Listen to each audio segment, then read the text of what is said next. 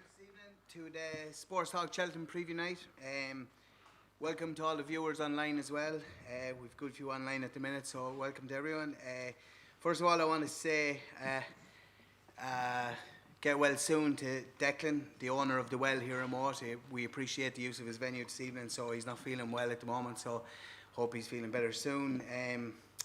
Let's crack on with the panel here this evening. First of all, we had great crack with this fella here last year.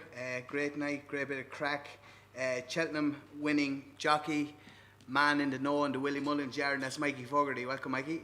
Thanks. Secondly, one of the best sports reporters in the business.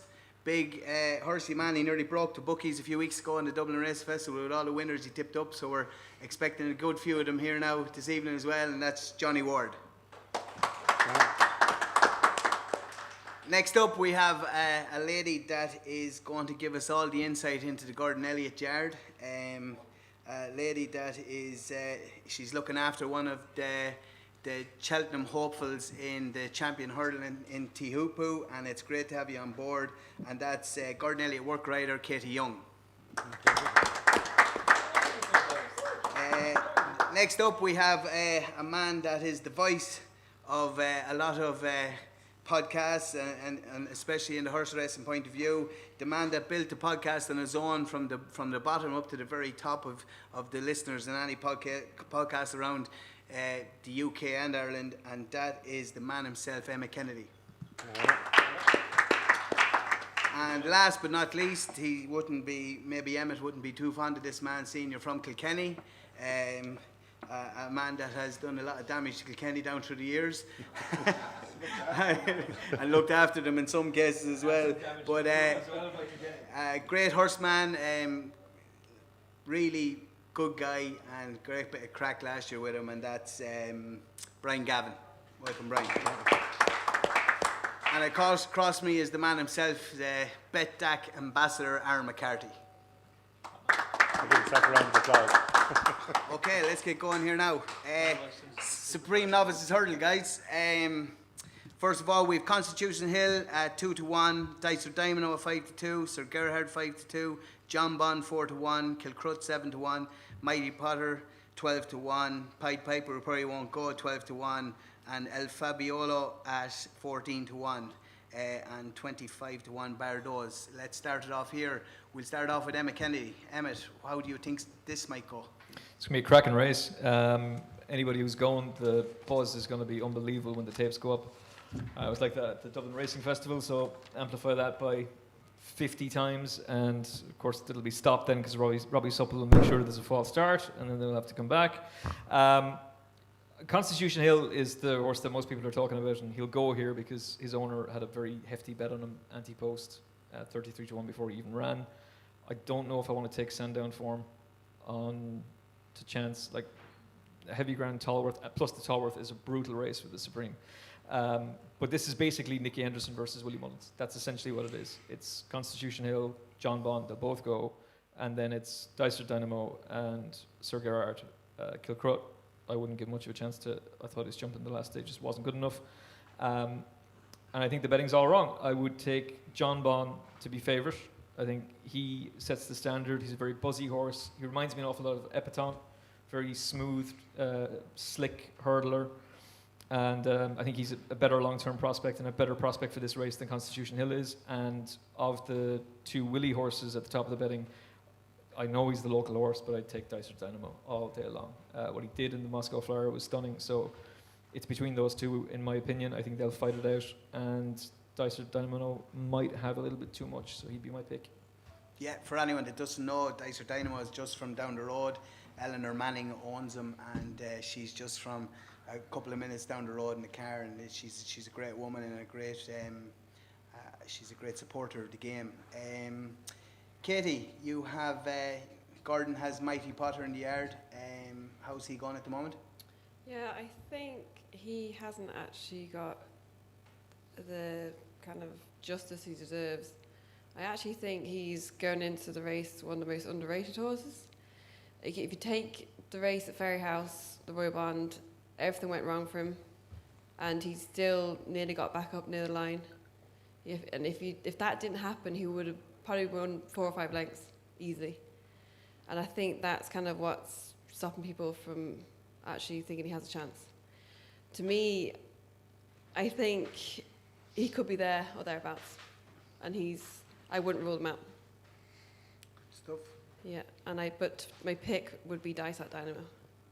After his run at Punchestown was pretty spectacular, and I think he is the one to beat. Good stuff. Brian? Yeah, I studied this race a good bit, and I suppose a line of form that, you know, people can take it, you know, when you look at either way they like. I suppose in the race, Sir Gerhard beat Ashtree Meadow by 8.5 lengths. Ashtree Meadow was 9 lengths beaten by Little Yank in Thurles of all places, but 59 lengths Little Yank was beaten by Dysart Dynamo down in Cork. So if you're to take some sort of form out of that, 8.5 lengths nearly to 50, I'd be saying Dysart Dynamo is definitely the best of the Irish. Constitution Hill is a fair animal. John Bon, I think everyone's writing off John Bon because of his Haydock run. I think he's a big, really galloping horse. Cheltenham will suit him. Will he be good enough? I don't think he will. It's Dysart Dynamo for me, but I think Willie has another one in the race called State Man. He was well touted before he fell in Leopardstown, and he hacked around Limerick. I think he broke his nose, I think, actually, that day in Leopardstown, but I wouldn't be surprised if State Man runs a big race for Willie Mullins, but it's Dysart Dynamo for me all day long. Yeah, good stuff. Johnny, Sir Gerhard and Dysart Dynamo, if you were to be picking which races either of these will go into, they probably surely won't go in the same race. I'm pretty sure they'll be split. Which way would you think Willie will go? I'm actually not sure either of them is going to run in this race. Just looking at the betting today, I thought Sir Gerhard, since the last day with his jumping, that they were going to step him up in trip. He's out of a mare that Philip Rothwell trained, who was like a 2 mile 5 horse, and on pedigree he's definitely going to go Ballymore. I think he will, but the betting today suggests Dysart Dynamo might go that way as well. He won his bumper over 2 miles 2. He's quite stoutly bred, but I am surprised. For him to make the run in the Ballymore would be quite interesting. But it looks like, you know, he may go that way. I think this race is going to almost set the agenda for the whole festival, because, like, British racing is in an awful state at the moment. Like, to lose 23-5 would kind of be like, it'd be kind of like England losing 23-5 to Ireland in Twickenham. Like, that, it just doesn't make any sense. And if they were to win this race and maybe win the Arkle on day one, it would set them up. But I don't know. I don't trust British racing novices at the moment. I don't trust the British form because they've been getting so much of a battering for the last 2 years. And I like Kilcruit here. I think obviously his jumping has been an issue. I think he'll get a strong pace to sit off here, and he's contracted a lot in the betting of late, but I think he'll run very well. And as Katie says, Mighty Potter spoke to Jack Kennedy after Leopardstown. He thought it was a very, very good race the way it rode, and I'd have a bet on the two of them. I'm not sure that Dysart Dynamo is going to run here, or his stablemate for that matter, and I think Willie's main hope might be Kilcruit, who might go off a lot shorter than he is at the moment. That's some call if that comes off, by the way.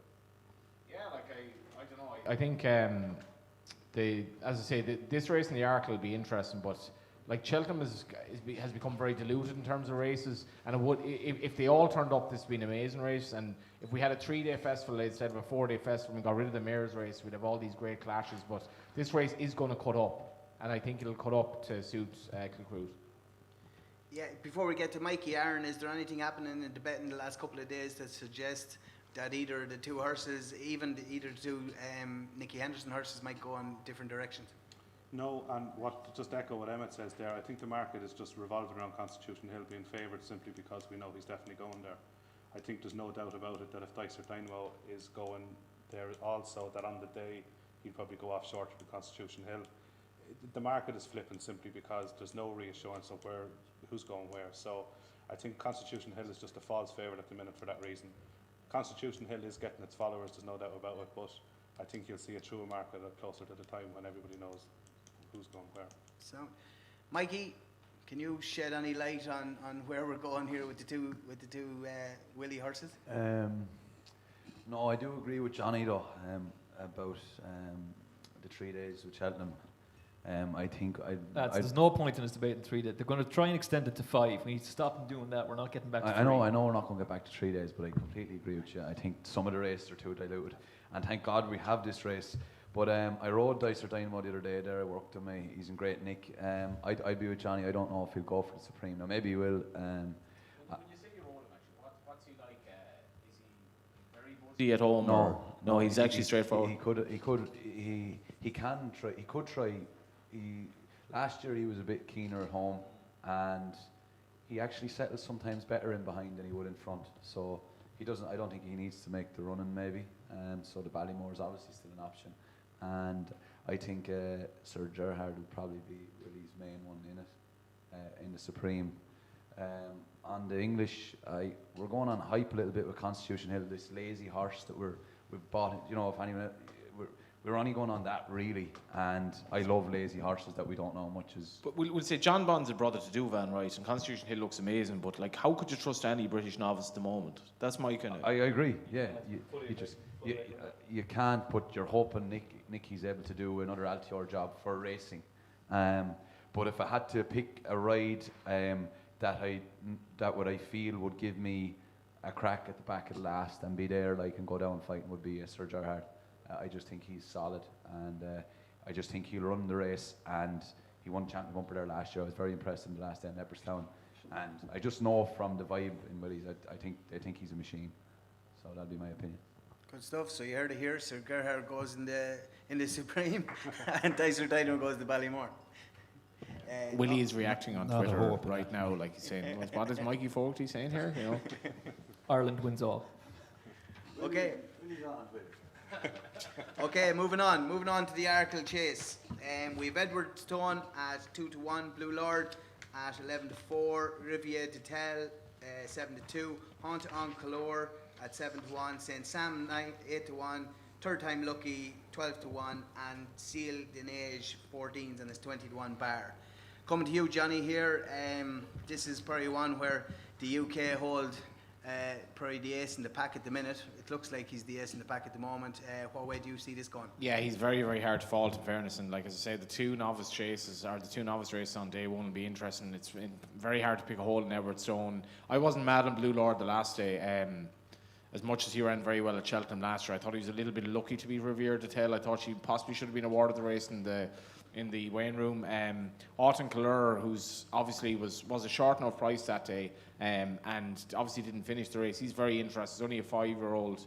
It's very, very tricky Arkle. It's just a shame Fernie Ollo isn't here. I think he'd be an absolute certainty if we were running. To me, it's not a betting race. I'd be tentative Autumn Calur. Mikey? Yeah, a lot of lads like Hawton, Calers and Willies. I don't know, I just don't think Blue Lord, I wouldn't be backing him at that price. I don't know if he's good enough. Gordon's mare sure has been solid all years as well, so I'd be with Johnny. I'd be having a bit of an each way bet on Hawton Calers. Katie? Riviere de Tel was very unlucky last day out. If she jumped the last even a slight bit better, she surely would have took the race and probably should have been awarded it in the stewards room. How did you feel coming home from there? Yeah, I think looking back, I think she was the deserved winner, really. I thought she was going to get it in the stewards room, to be honest, but look, sure, that didn't happen. I think she's a good bet for Cheltenham in the Arkle. She gets the £7 mare allowance, which is a big help, and she's a big mare as well. You wouldn't, if you're looking at her, you wouldn't think she's a mare, so she wouldn't actually need the £7. I think for me, she's the pick of that race. Like, she would have bet Blue Lord. Edward Stone again, it's the English form. How strong is it? You're always going to try and pick an Irish horse, and the rest of them she's beaten. So I think for me, it's going to be her. Good stuff. Brian? Yeah, look, I suppose this is the big English hope, Edward Stone. A lot of the English are banking on this horse. Look, he was a very ordinary hurdler. 141, he was beaten in the Greatwood. But in fairness to him, he's a way better jumper. And I have to say his form is rock solid from England. But the one I really like here is Willie's Hot on Colour. I know he didn't get too far in the Dublin Racing Festival, but it was sort of a novice fall. I'd say he's probably, and hopefully he's schooled well since. St. Sam had to make the running in Leopardstown the last, and I don't think it suited him. I think he's a lot better. He really stuck ahead well to be only beaten maybe 2.5, 3 lengths by Blue Lord and Gordon's Mare. It's going to be a cracking race. This is about jumping, and I'm hoping Willie's, which I expect. I suppose novices have fell going into the Arkle in having a great record, but some of them have. The last one to fall before he ran the Arkle was Moscow Flyer, but I think this horse of Willie's, and I know 1 or 2 lads down there, I think they really like this horse. This would be borderline nap at the meeting for me, would be Hot on Colours, followed home by St. Sam and Edwardstone. Emmet, could you back Hot on Colours after falling last time out? No. No, I was there, and it was. Well, if he wins, I'll be on your new podcast. Listen. I'll bring you on, and I'll happily eat humble pie if I'm wrong. Not a bother. It was an obviously fall, but he was very popular in the betting, and that told an awful lot. I thought grade 1. But you still would have liked to seen him get round. I echo everything that Johnny said earlier on about English form, which makes me worry about Edwardstone, because I think Edwardstone has exposed a problem with the English in that he's been so dominant in their novice chases this season. Like, he beat their hype job, Third Time Lucky. Third Time Lucky was down to 8-1 for the Arkle and then bombed out. Then came back down to 8-1 after winning and then gets blown apart by Edwardstone again. And I don't think he's good enough. Doesn't have the profile, doesn't fit the race. When's the last time Alan King trained a winner at Cheltenham? During the Black Snow? Like, I'd back an Alan King horse at 3-1 for Royal Ascot, but not at Cheltenham. And Riviere de Tel was robbed in the Dublin Racing Festival. I've never been at a race meeting where a steward's inquiry went on for so long. And the longer it went on, the more certain I was that she was going to get it. She makes a mistake at the last, and Townend goes into Jack's line, and really she should have got it. She's rock solid. She usually jumps well. That was a bizarre mistake for her to make. She has Cheltenham form as well. She ran the Boodles last year and she was very fancied, and she ran a monstrous race, so she'd be my pick in the Arkle. Just one at the bigger price, Mikey, Jungle Boogie, unbeaten so far over fences. Will he run here?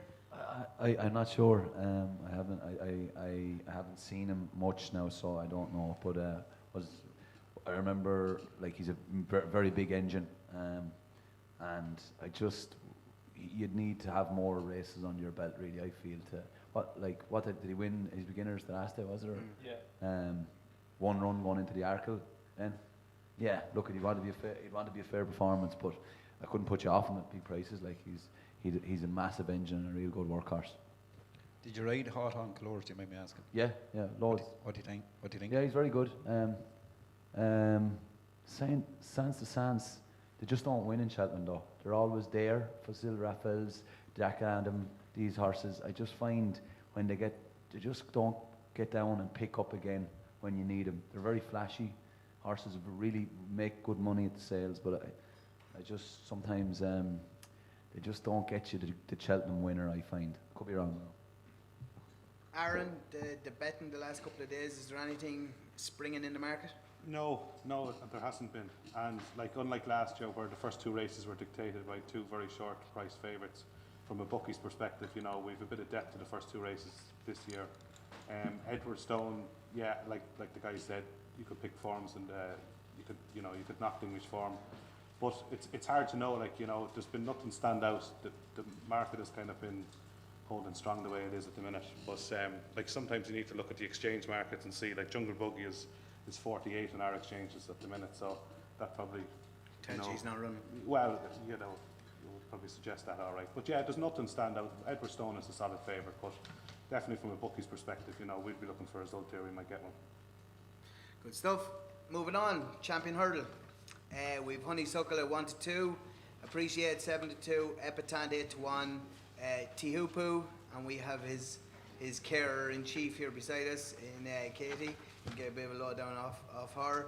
Zani here 12-1, Adagio 16s, San Roy 20s, and 25-1 Bardos. Coming to yourself, Katie, you ride out Tihupu, was very impressive last time out down the Red Mills. What's the chances? I think he is probably our best chance we've had in Champion Hill for a few years now. I think he has the heart to win it. And I think, to be honest, I think he's one of the most impressive horses coming back off their juvenile year. He seems to be doing everything right. You can't fault him. I know the run in Limerick, visually didn't look that impressive, but the race didn't go to suit him at all. And I think you've seen the real horse there at the Red Mills last week. The way he quickened off the back of the second last in ground he didn't like. To me, it was visually very impressive. And I think there's still more to come. And would you, up against Honeysuckle, do you fancy beating? I think if she's going to be beaten, this could be the year she gets beaten. Off Yeah. the back of Henry's form, probably isn't going into Cheltenham as strong as he was last year. And I think if she's going to get beaten, it'll probably be this year. Appreciate it for me, coming into Cheltenham with no prep run is going to be a big ask. For me, that I'd love to see him have a prep run to see where he is, but look, if he pulls it off, he's some trainer. So Yeah. Has any horse gone straight to the Champion Hurdle, Johnny, and won it without a run? I mean, I can't think of one. And to think like a year off, his performance last year it was strange. It was again one of these races that he was almost winning too far for you to believe that it was as good as it was. But I think like what Katie is saying there, I thought that performance at Goran was fairly sensational. Now, Durasso is a very, very good horse, and for his inexperience, he absolutely hammered him. If you look at Honeysuckle's performance at Leopardstown, beating Zana here by the margin that she did, despite the fact that he like nearly, decapitated himself at the first flight. I didn't think it was a great performance at all. As Katie says, Henry's horses have been a bit in and out. Essentially, this boils down to you can back her at 1 to 2, and if you have 100 quid on, you win 50, or you can have 50 each way on Tiopu and win 150 and win 50 quid back if it's placed. That's without it winning. If you get a quarter of the odds, so. He's the one kind of horse in the race I couldn't really have appreciated with that background. He's supposed to go chasing. As much as he's a brilliant engine, I'm just a small bit worried about Honeysuckle. I thought her performance the last day didn't think it was all that impressive, and maybe one of these days she will come on stroke. I'd like her to finish her career unbeaten. I think it'd be an amazing achievement. What she and Rachel have done for racing when it needed it most has been unbelievable, but everything has a price and hers isn't that great for me. Yeah. Mikey? No, Honeysuckle is by far the best horse I've seen. I wouldn't care about her only winning by a length or two. I think she's flawless, and none of them will get near her, I think. And regardless, Henry, he did a couple of winners there the other day. That would be the only slight concern, but she hasn't been bet all year, when Henry's horses weren't running well. So, no, I'd be having your 100 there to win 50 on her now, all day long. Good stuff. Emmet, how do you think this will go? Odds on favourites never get beaten, of course.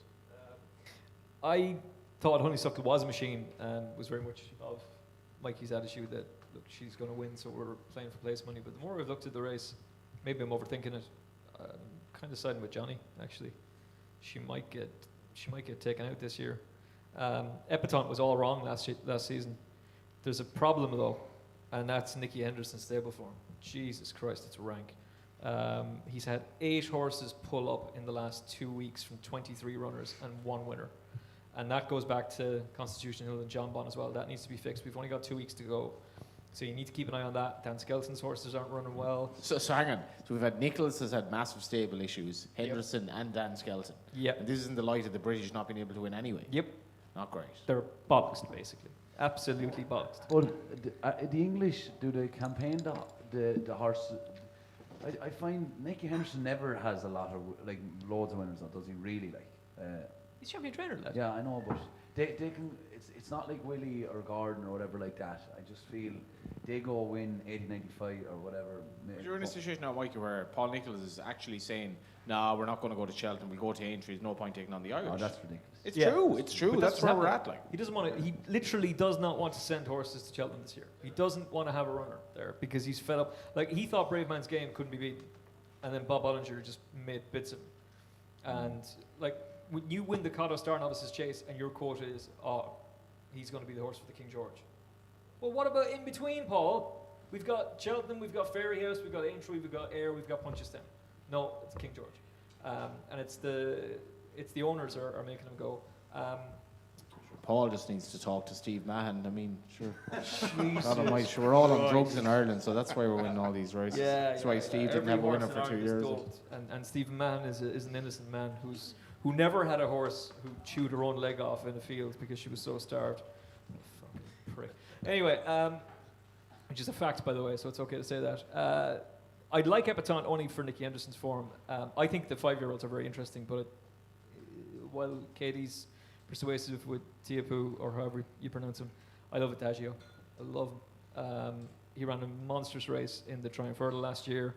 He made a mistake at Aintree when things didn't really go to plan for him. His run in the Great Wood was spellbinding. Like top weight, and he's just nailed by a horse who'd been laid out for the race by Dan Skelton. And Goshen is no longer an enigma. Goshen has to go right-handed. And he was coming into that race on the back of an injury preparation, bad preparation. David's horses weren't running well at the time either. He's starting to have winners now. And I thought he ran an absolute blinder that day, and you can get him 7s without, and that's how I play it. Because if Honeysuckle turns up in a Ray game, she wins.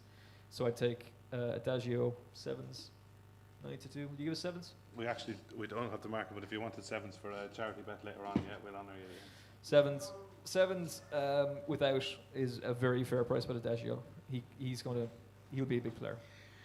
Brian, you're ready to rise up to heaven when Emmet said Emmet, Adagio, so come on, fight your battle here. Well, look, Jamie Moore came in after Goshen beating Adagio, and they were talking about horses in Cheltenham and different things, and they mentioned Punchestown, and he says, look, we went to Punchestown before, he says, and we thought 3 or 4 out with a chance. Next thing, just Honeysuckle went by him on the outside. Like, it's different class. You know what I'm saying? The English. Back without Honeysuckle. Yeah, but if you think Adagio is going to be in the top 2 or 3 with the Irish horses that we have here, no, I think you're mad. But anyway, he's laying you 7, so the best of luck there. I'll give you 8s. I'll take it. Done deal. Can you win again? Yeah, but look, Honeysuckle for me, when someone like Jamie Moore says that, you know that when he went to Punchestown time and Honeysuckle just went by like he was standing, like she is the best mare we've probably seen in a long, long time. She's going to take a huge amount of beating, but I have to say, this girl's horse in Gorn changed my opinion. I was in Limerick today, he won. He had to do it the difficult way, no pace on, rallied really well to win the race. Can Willie produce? It'd be something similar like this year. If Galway got to an All-Ireland hurling final and next thing Joe Canning centre forward, if Appreciate can turn up in Cheltenham and win the champion hurdle, it'll be probably one of the greatest training performances of all time. But for me, Honeysuckle to beat Tia Hoopo and Zanahir third. So it'll be an Irish 1-2-3 no matter what way we look at it. The boys are giving out about the English all night, and then they're trying to say they're going to be second in the champion hurdle. Mikey, Appreciated. Have you ridden him lately, or? No, but I've seen him. Yeah, he's fine. Yeah. That's a great endorsement there. Yeah, he's fine. Yeah, it's not like he's burning up the gallops. Oh no, he could well be. I've seen him. He's what he did last. I thought what Johnny said was right. That Supreme was a bit of a freak. Like I just thought the time in Leopardstown before that, but he bets a couple of lengths. Ballymore, and like I just look, he's a very good horse. I just think Honeysuckle is the best mare I've ever seen, and I thought back then maybe Benny to do was beat her, but I don't know if she would. I don't think she would have that day. She just wins every time, and I love watching horses' attitudes in races and body language, and I just love how intelligent she is, and it must be just a dream ride now for Rachel. Like she pricks her ears, looks at her hurdles. She comes alive. You can send her on 3 out, she wins. You can hang on to her, she wins. I wouldn't be worried about the Appreciated at his best last year will probably turn up with Willie like that. I'm not worried about this lack of a run with Willie. I just feel he could do it. You know, he's done it in the Stairs. He's done it with Arctic Fire in the county and stuff like this. But I just don't think they'll beat Honeysuckle. All All right. Moving on to the Mayor's Hurdle. We have Tell You Something Girl a 5-2. Concertista, who I presume won't actually go here, 4-1. Royal Cahala 5s. Stormy Ireland 5s. Burning Victory 7-1. Queensbrook for Gordon 7-1. Heaven Help Us, Echoes and Rain, both 8-1. Just coming to you first here, Brian. There's two or three winners in last year's Cheltenham Festival. It probably will line up here. Which one takes your fancy? Yeah, look, it's hard to know what to line up here even. I suppose one I like here, and I was just saying to Katie earlier, you mightn't have a winner the first day. Now I'm sort of contradicting myself. Queensbrook definitely looked like she needed a run the last day in Punchestown. I thought she ran well. If Burning Victory turns up here, I think she'll reverse the form of her. Concertista will probably go for the chase. Tell Me Something Girl is rock solid. Again, Henry's form, I think he's coming right. You see, he had a double yesterday. I wouldn't rule him out. Like he burnt up Cheltenham last year. I definitely wouldn't rule out Henry's horses here. And it's not a race of a huge, strong opinion, but if I was to have a bet, I'd be backing Queensbrook each way. Katie, Queensbrook, going well at home, or did you think yourself that she needed a run the last time out? I think looking at it, she definitely needed to run, and the way she ran to the line was very promising as well. And I think I agree she would reverse the form in Cheltenham with Burning Victory. I also like Stormy Island. I think she's very consistent and good mare. She's won Grade 1s before, and obviously Concertista won't run. To me, I think Queensbrook, I think you'll see a different horse in Cheltenham again. She'll love the hill. She'll relish staying up that hill, and I definitely think there's value in her, to be honest with you. And it'd be between her and Stormy Island for me. Okay, Emmet, what way are you featuring this way? I had Danny Mullins on the show for a tote special last week in the final furlong, and he was saying that when Paul came back in after Burning Victory winning, he was going, "Oh, Paul, jeez, that was something else. She's an absolute machine. She jumps beautifully. God, you'll take some beating in Cheltenham." Also, he can keep the ride in Stormy Ireland, and Paul knew right well what he was doing and just kind of smiled and strolled off. I think Queensbrook will turn the form around, but I don't think anything is going to get close to Stormy Ireland. And it's a bit embarrassing for Paul Nicholls, to be quite frank, because all these Jared Sullivan horses went over to Nicholls. I think, did one of them win? One, yeah. One, that was it. They're all gone, apart from one that's in partnership. It's so bad that I spoke to somebody at Tom George's yard. He got a lot of them, and he had to run horses for Jared Sullivan in his own colours in the Tom George Silks, because Nicholls was bollocking him out of it, taking them to France, and he was second and first with a couple of horses from there. Sorry, Emmet. All the trainers in Ireland are on drugs. That's what it is. It's simple as that. Like, just get with the program. Paul Kimmage is going to quote this. Johnny Ward, top racing journalist Johnny Ward confirms all Irish horses What more doped to the evidence do you eyeballs. need? Yeah. Come on, Kimmage. Fair play to you. Fucking clown. Anyway, I thought that she was terrific at Punchestown. I hope Danny keeps the ride, because Danny gets on really well with her. To bounce back on the first run for Willie and win a graded race at Ferryhouse, then win a grade 1 at Punchestown, she had no chance against Honeysuckle, and I think she would have beaten Brune Up a Storm on New Year's Day at Cheltenham anyway. You think, yeah? I think she'd have beaten him, and he went on to go and frank the form anyway, so she's the bet of the day, in my opinion. Good stuff. Johnny, Royal Cahala won at Christmas, and obviously won the Galmoy then as well. At Christmas time, I thought myself personally, Tell Me Something Girl was an unlucky loser with the mistake 2 out and then got caught in behind horses. Was she unlucky to lose that day? Or? Yeah, she probably was, and unlike Royal Cal, obviously she has Cheltenham form. She was good in the novice race last year. This race shouldn't be at the festival. There shouldn't be a mare's chase. There shouldn't be a mare's novice hurdle. Honeysuckle didn't run the champion hurdle because she ran in this race back in the day. Like, the mares get a questionable allowance in the big race, but like, I don't see why you need these races, because this is a race. If it were at Ferryhouse on Sunday, there wouldn't be that much chat about it. It's like, whatever, it's grand. Like, Concertista isn't even going to run in the race. Royal Cahala, she won the Galmoy when obviously Classical Dream flopped. I think she's a good mare. I'd have her probably. Echoes and Rain has so much ability, but she didn't really go through the level sound the last day. This race shouldn't be at the festival. If her to have a bet, it'd be Royal Cahala each way, but there will be the worry about her disappointing on the ground at Cheltenham last year. And you can meet Johnny in the Covega bar at Cheltenham. Johnny, would she go for the stairs? She might, yeah. She might. I think in fairness to the way she did at Gorn, yeah. Would be worried about just the fact that she bombed so badly last year, Brian. I think Peter Fahey thought she was a good thing, really. I think Echoes and Rain has an awful lot of ability, and if she can kind of last it out, didn't go by Zanaher the last day, but I don't know. This race shouldn't be run, to be honest, in my view. Mikey? I completely agree with Johnny. Do you agree with that, Emmet? Would you be scrapping these races if you could? In an ideal world, in an alternate reality, I'd go back to 3 days, but it doesn't exist, lads. Yeah. We have it, and Covega made history winning 6 in a row, so no, I wouldn't take it away now. Yeah, it just makes the bigger trainers, I think, get bigger, these races. Yeah. So, and 100%. I don't and think bigger we need owners that. get bigger as well. I read a great article, Edward O'Grady, there a couple of months ago, and I thought it was spot on. But anyway, that's a different thing. I wouldn't have Stormy Ireland. Why?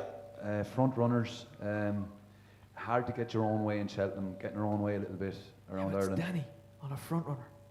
I know, and he's very good on it, but She's going to have heaven help us to try to tackle her as well, won't she? Oh, look at here. It's not. I'm not sure, and I'm not deadly sure on it. But I just don't think she's going to get her own way. You get into the dip in Cheltenham, there's someone revving you up there. Hard to get the breather sorted down the hill. I would be agreeing with. I just think Gordon Elliott is the greatest man of all time to just get 4 or 5 winners in Cheltenham. That I go there. You think every year. They just come out of the woodwork or something, and he's an absolute genius at it. And I just think something like Queensbrook could win or be a bit of value for me. Or in fairness, Henry's course form there last year. I think she's better than she was in Leopardstown. Royal Kahala probably wants a bit of soft ground. The Galmoy cut up a bit, so I'd be more with Queensbrook. And tell me something, Gordon. If you had to, I'd go Queensbrook each way. Good stuff. Aaron, do you fancy anything here? Is there anything happening in the market? No, and with my punter's hat on me, I think this is definitely one of the races that you could wait till the day of. You're going to get better place terms. There's not going to be a huge variance in price from what's there at the minute. Obviously, what Mikey said there, if there's a bit of juice in the ground, Royal Kahala will probably go for the stayers. So that race could cut up a little bit. For the prices that's there at the minute, I'd be waiting till the day of to play. Those prices definitely aren't going to shorten a whole lot. Ruby topped up Stormy Ireland the other day on a podcast and went from 14s into 6s. So, look, I'd say keep your powder dry for the day off for this race. You'll definitely get better terms in the day. That's good. Moving on to the National Hunt Chase. We have Run Wild Fred at 5-2, Statler 5-2, Vanillier, last year's winner, the Albert Bartlett 5-1, Farouk Delane 7-1, Fury Road, who was also looked after by the woman herself here, is 7-1, Pat's Fancy 10-1, 300 through 5 10-1, Does He Know 10-1, and 14-1 Bardos. Coming to yourself, Katie, straight off, Fury Road. Won very well at Christmas, was a little bit disappointing the last day. Did anything come out after the race? No, Jack said he was happy enough with his run though, and he wouldn't be too worried about him. So, and the step up back up to 3 mile would be a massive help. Going back, he ran over, I think it was 2 mile 5. That would be a concern for me back when on his last run, but I think stepping back up in trip, he has Cheltenham form. He was 3rd behind Monkfish in the Albert Bartlett. I think that was 2 years ago. He's only beaten ahead or something. I think that's great form going into Cheltenham. However, I think Run Wild Fred is the one to beat in that. I think he's some very good runs this season, and I think that race will suit him down to the ground. Look, the other one I'm very keen on is Vanillier. I think he's got a big shout in that. And I think because of he probably hasn't ran too poorly, but he probably hasn't ran as well as people expect him to run this year in fences. And I think he is the one for me in that. Good stuff. Brian? Yeah, I suppose Vanillier bombed out in Leopardstown before he won the Albert Bartlett last year. Lucky enough, I backed him last year at 14, so it'd be hard to desert him now. Yeah, and Derek O'Connor is after being booked for the ride, I'm led to believe, so that would be a big plus there. I'm a fan of Run Wild Fred. I backed him in the Tri-Town and he was very impressive. He made a terrible mistake when Fury Road bet him in Leopardstown. So I'd say he'll be right bang there, as Katie says. Statler, this is probably one of the better races we'll see. We were giving out about the mares, and rightly so, but this is one of the better races. 4 mile, Statler, Run Wild Fred, Vanillier. You know, this is a cracking race. I wouldn't forgive him Fury Road he's run the last day. I'd sort of, be honest with you, I'd have to rule him out. But I think the top 3 here, this is going to be a cracking race, but Derek O'Connor might just use all his expertise to get him up on the line. Yeah, this race really comes down to the jockeys. A lot of it doesn't it, compared to some horses that won this race that probably didn't deserve it with the right jockeys on board. What way would you approach this race, Emmet, yourself, in terms of would you be backing horses because of the jockey, or just backing the horse because of the horse itself? Jockey's vital. Patrick's won it twice in the last 10 years. Jamie Codd's won it 3 times. Lisa O'Neill's won it. Jack Kennedy won it last year because it was a farce. The not quite amateur riders, not quite 4 miler chase, and of course Derek O'Connor won it on Manila Rocco. Somehow, the late great JT McNamara was one of the best in the game, won it as well. Somehow Joshua Newman won it. I don't quite know how. He's still claiming 7. Anyway, sorry Joshua. I'm not sorry at all. The booking of Derek O'Connor for Vanillia is the key here. Gavin Cromwell had a pretty brutal time of things leading up to Cheltenham last year, and then they all popped between Florian Porter and Vanillia. Well, also after time I was on him as well, so great minds think alike. And I thought his first run of offences was fine. His win in the Florida Pearl was absolutely brilliant. I love that. The Neville Hotels Group 1, Grade 1 even, we're not quite in the flat yet. That was disappointing, but he jumped an awful lot better the last day in Naas, and just with the way Gavin's horses were running, he probably needed it.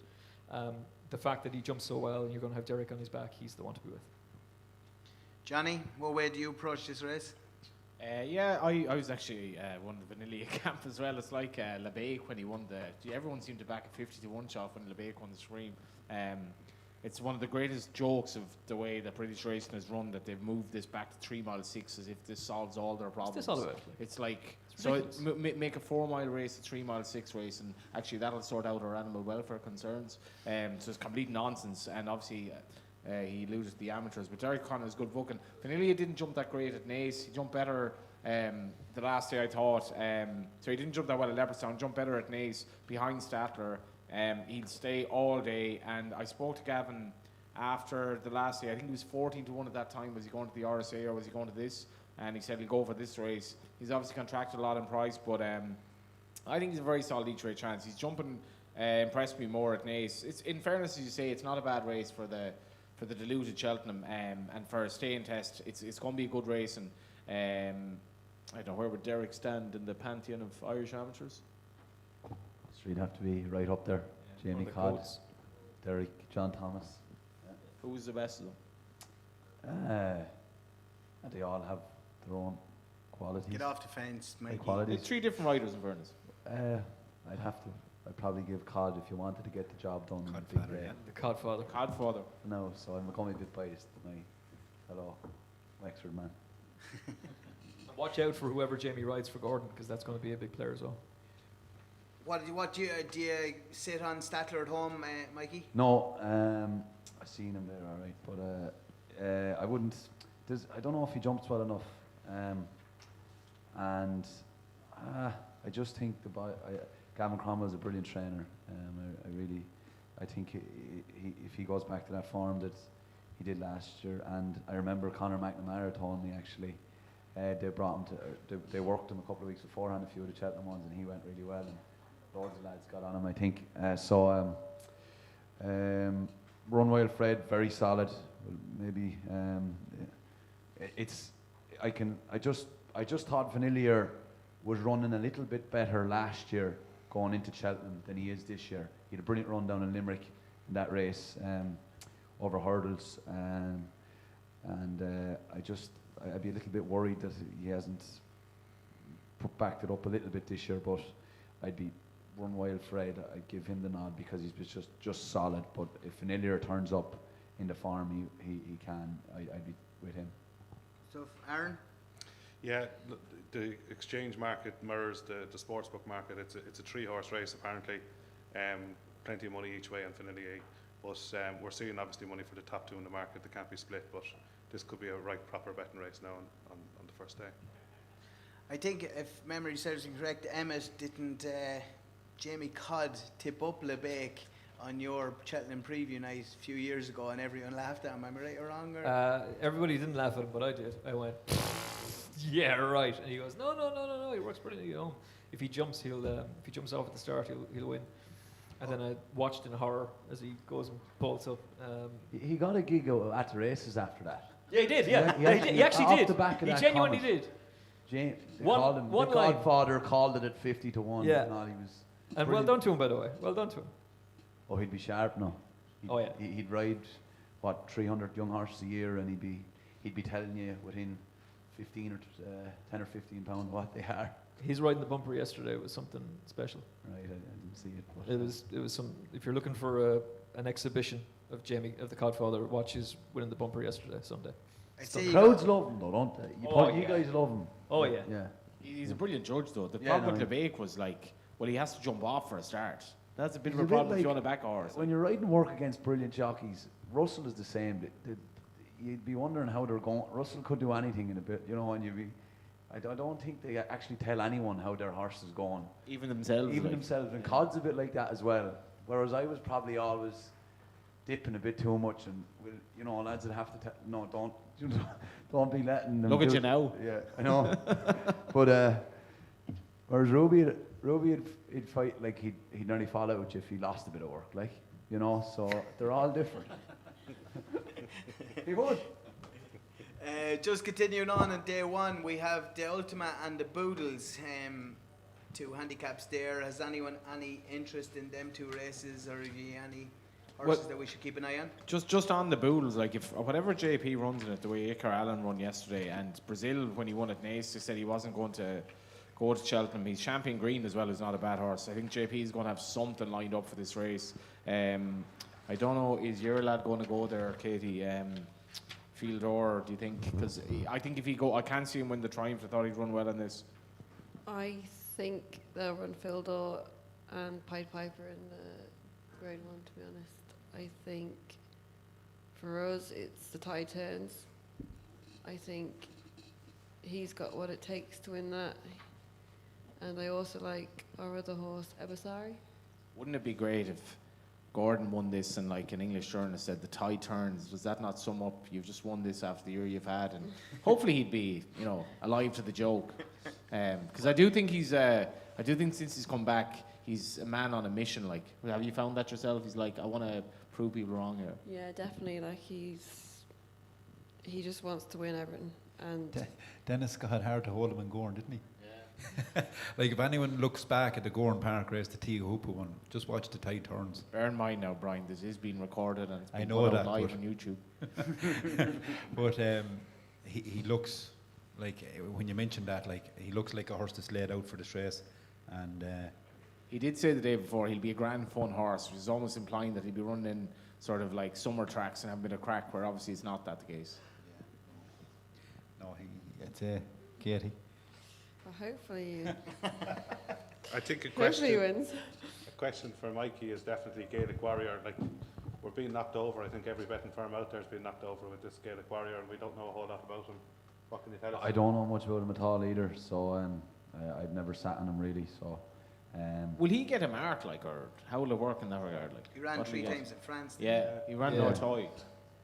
yeah, so the French handicapping system is obviously it's not like the Irish, and so I don't know, but he's one now. If you could get your leg over him about 6 or 7 days before Cheltenham, and tell no one, and lump on him then if you get an old mark at 135 or something like this, and you could have kicked the crap out of the York rate at 148 or something. That'd be nice. You were supposed to tell us this tonight, though, not 2 weeks time. Maybe you are actually telling us that. I don't know. So I don't know, but that would be the dream scenario. Okay, moving on to day 2. I just make a quick mention. Oh, sorry, Emmet, go ahead, yeah. I'll give you a text, Johnny. Hey, send me a WhatsApp there as well. Yeah, Keep me in the we loop. need to set up a group, Mikey. I will just say that Willie has a terrible record in the Poodles. So, look, he had a terrible record in the Gold Cup and then he won it. So, it's there to be won. But 4-1's a bit of a joke. HMS Seahorse for Paul Nolan. He ran for Aidan O'Brien and he picked him up. I liked him the last day and I thought that his 2 previous runs prior to that were just give him a little bit of an education and get a nice little mark. So I quite like HMS Seahorse. Yeah, and Paul Nolan's, everything he runs over in Cheltenham, he doesn't bring over many, but they usually run. He won the fact first well. renewal of the Fact. third winter as well. Yeah. Ebisari was it? Or he's actually Galileo. Love the ground. He's definitely a chance. Yeah. Yeah. Anyone else for day 1? No. Okay, moving on. Ballymore, day 2. We have Sir Gerhard at 11 to 10. We have Dicer Dynamo 2-1. Constitution Hill obviously won't go here. Journey and Me 4-1. Ginto 9-2. John Bond 5s. Manila Cocooner after his win in Dublin Wrestling Festival at 6-1. Kilcrut 6-1. Stage Star 13-2. Walking in Air 7-1 and 10-1 Bar. Obviously this is going to have it's going to work out in which way these horses are going to go in terms of the Supreme and the Ballymore. We've lots of horses that are priced up for both. Coming to yourself first, Emmet. Obviously, Sir Gerhard and Dicer Dynamo are there at the top of the market with Constitution Hill. As we said, his owner has a big bet on him for the Supreme, so he's obviously not going to go to this race. What way are we looking? Yeah, it's a mess of a race because we have no idea who's going to run. And like Johnny was making a point earlier on about how the 2 at the top of the betting for Willie in the Supreme might not even turn up, but I can't see any trace of that on the exchanges. So I don't know. I wouldn't be full sure about that now. And plus, we're playing Willie Mullins bingo here. Like Willie is very fluid and changes his mind at the last second. But I think they're both Supreme horses. I think Gordon wins. I think Katie will be involved in the winner here, and that's Ginto. People have talked about the potato race for him. I don't want to see him in the Albert Bartlett at all. Maybe he'll get 3 miles in time, but he's a walk in the park. He's beautifully bred. Jamie thought the world of him as a bumper horse. His form in bumpers beating Chantruse, who's developed into a potato race horse as well. But look at what he's done over hurdles this season. He beat Benny the Duke. He hammered Eric Bloodaxe, who went on to win at Limerick. I know he was disappointing in the Dublin Racing Festival. I'd forgive him that.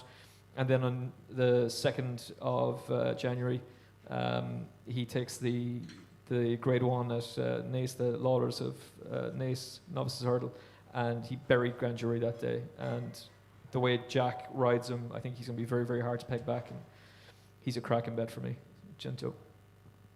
Johnny?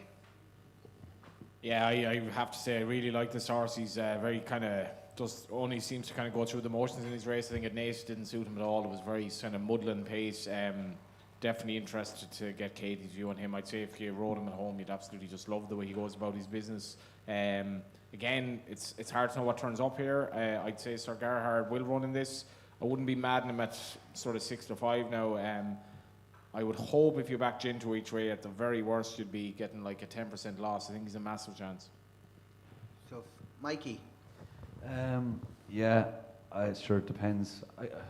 Look, if Dicer Dynamo runs in it, I think if he's I'd like to be on him.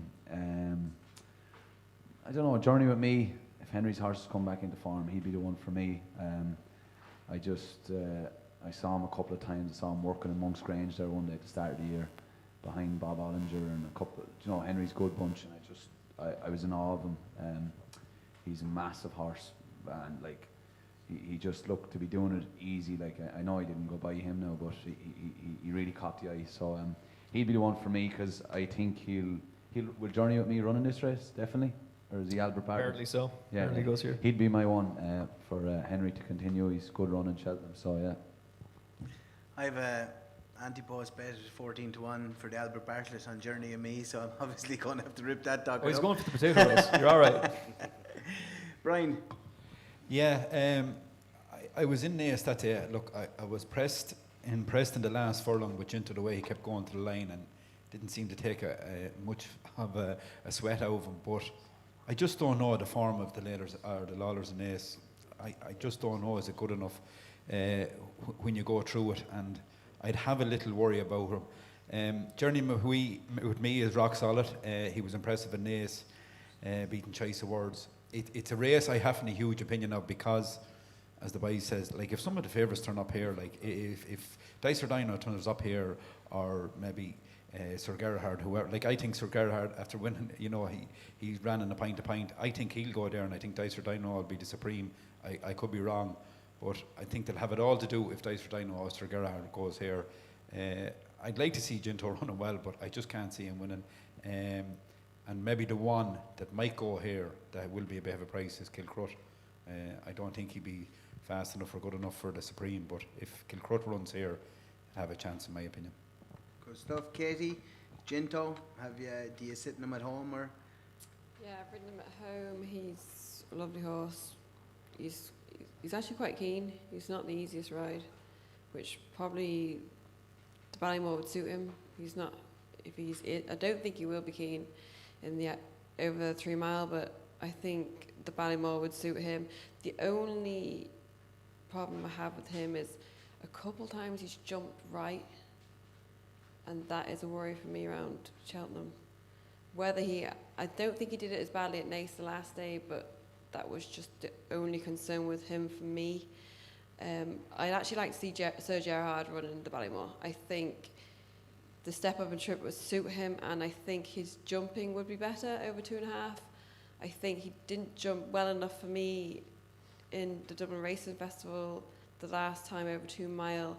I think if he jumped like that in the Supreme, he'd get caught out. We all agree that is the race. This is the race for Sir Gerhard. Yeah, I think for me, Yeah, Johnny. I hope it is anyway. I'd agree with that. I think he's certainty. Yeah. Yeah, if he's gonna win a Grade 1 novice hurdle at Cheltenham, it'll be the Ballymore. Yeah, what a pint of Drummahan or something, did he? Yeah, sure, he'd love that. Yeah, it's hard to see him going to the Supreme, is it? Oh, Willie loves the Supreme. I don't think he's going to run. I think, like, maybe Dyson, I don't think he's going to run the Supreme. And I think he knows that he's basically bred for the job to do 2.5 and to make it easier to just sit in behind horses. Possibly not get away with the Supreme the way he jumped the last day. Can you see Willie winning the 2 novice hurdles if he does split them properly? Yeah, every chance, yeah. Absolutely. He, basically, how many winners did he have last year? 97. Like, I think it was 7, was it? if you had a match bet with Willie and the British, it'd be close enough. Like, it actually would. He actually beat them. Yeah, last He year. did, Well, yeah. yeah, because Rachel beat the British last year. She Yeah. had 6 and they had 5. Like, Yeah. these are staggering times. Like, but yeah, I think that's where he'll go here. I think, and if we'll say if Ginto turns up and he turns up, it's going to be a cracking race. Even in fairness, now, even if you had 3 of the top sort of 4 in the betting there, you'd be laughing. It's going to be a cracking race. I think Ginto is kind of one of these characters that has a bit more up his sleeve than he's shown. Yeah. Aaron, what's the market saying for this race, or is it pretty muddled the same way as the Supreme? Yeah, it's the Willie Mullins bingo effect here, and Good man, Aaron. yeah, so like, and that's just the way it is. Nobody's really playing here. It's all hopeful stuff. I think the whole Vittor incident when he was kind of brought back to the Ryanair last minute job, people got their fingers burnt. So, and Do you remember the morning line that day when Rich Ritchie said it? yeah. It was Champion Hurdle Day, and was- Nick Luck laughed. He's like, ha ha! No, really, we're going to run him in the Ryanair. It was just tumbleweeds in the Channel 4 studio. And Rich's face afterwards when he bolted up in the Ryanair too, he knew he'd left the Gold Cup behind him. Like, it's Sure. amazing how he can keep his cards so close to his chest when there's so many people working in the yard. But like, and Sure, that's just where- Champagne Fever was except for Mikey. Vittor. you'd Oh, but like- he was working terrible. Vittor- Yeah, I was seeing it visually, like, yeah, and only for that he probably would have ran in the Gold Cup. I remember, I couldn't believe it. Just lit up over there, went over on the boat. But his form and work at home was poor running up to it, and they couldn't understand it at all. Yeah. And was that the same the year before for the JLT, or even the year before that for the Supreme? No, was no, that? he he was flying then. That was flying, yeah. Yeah.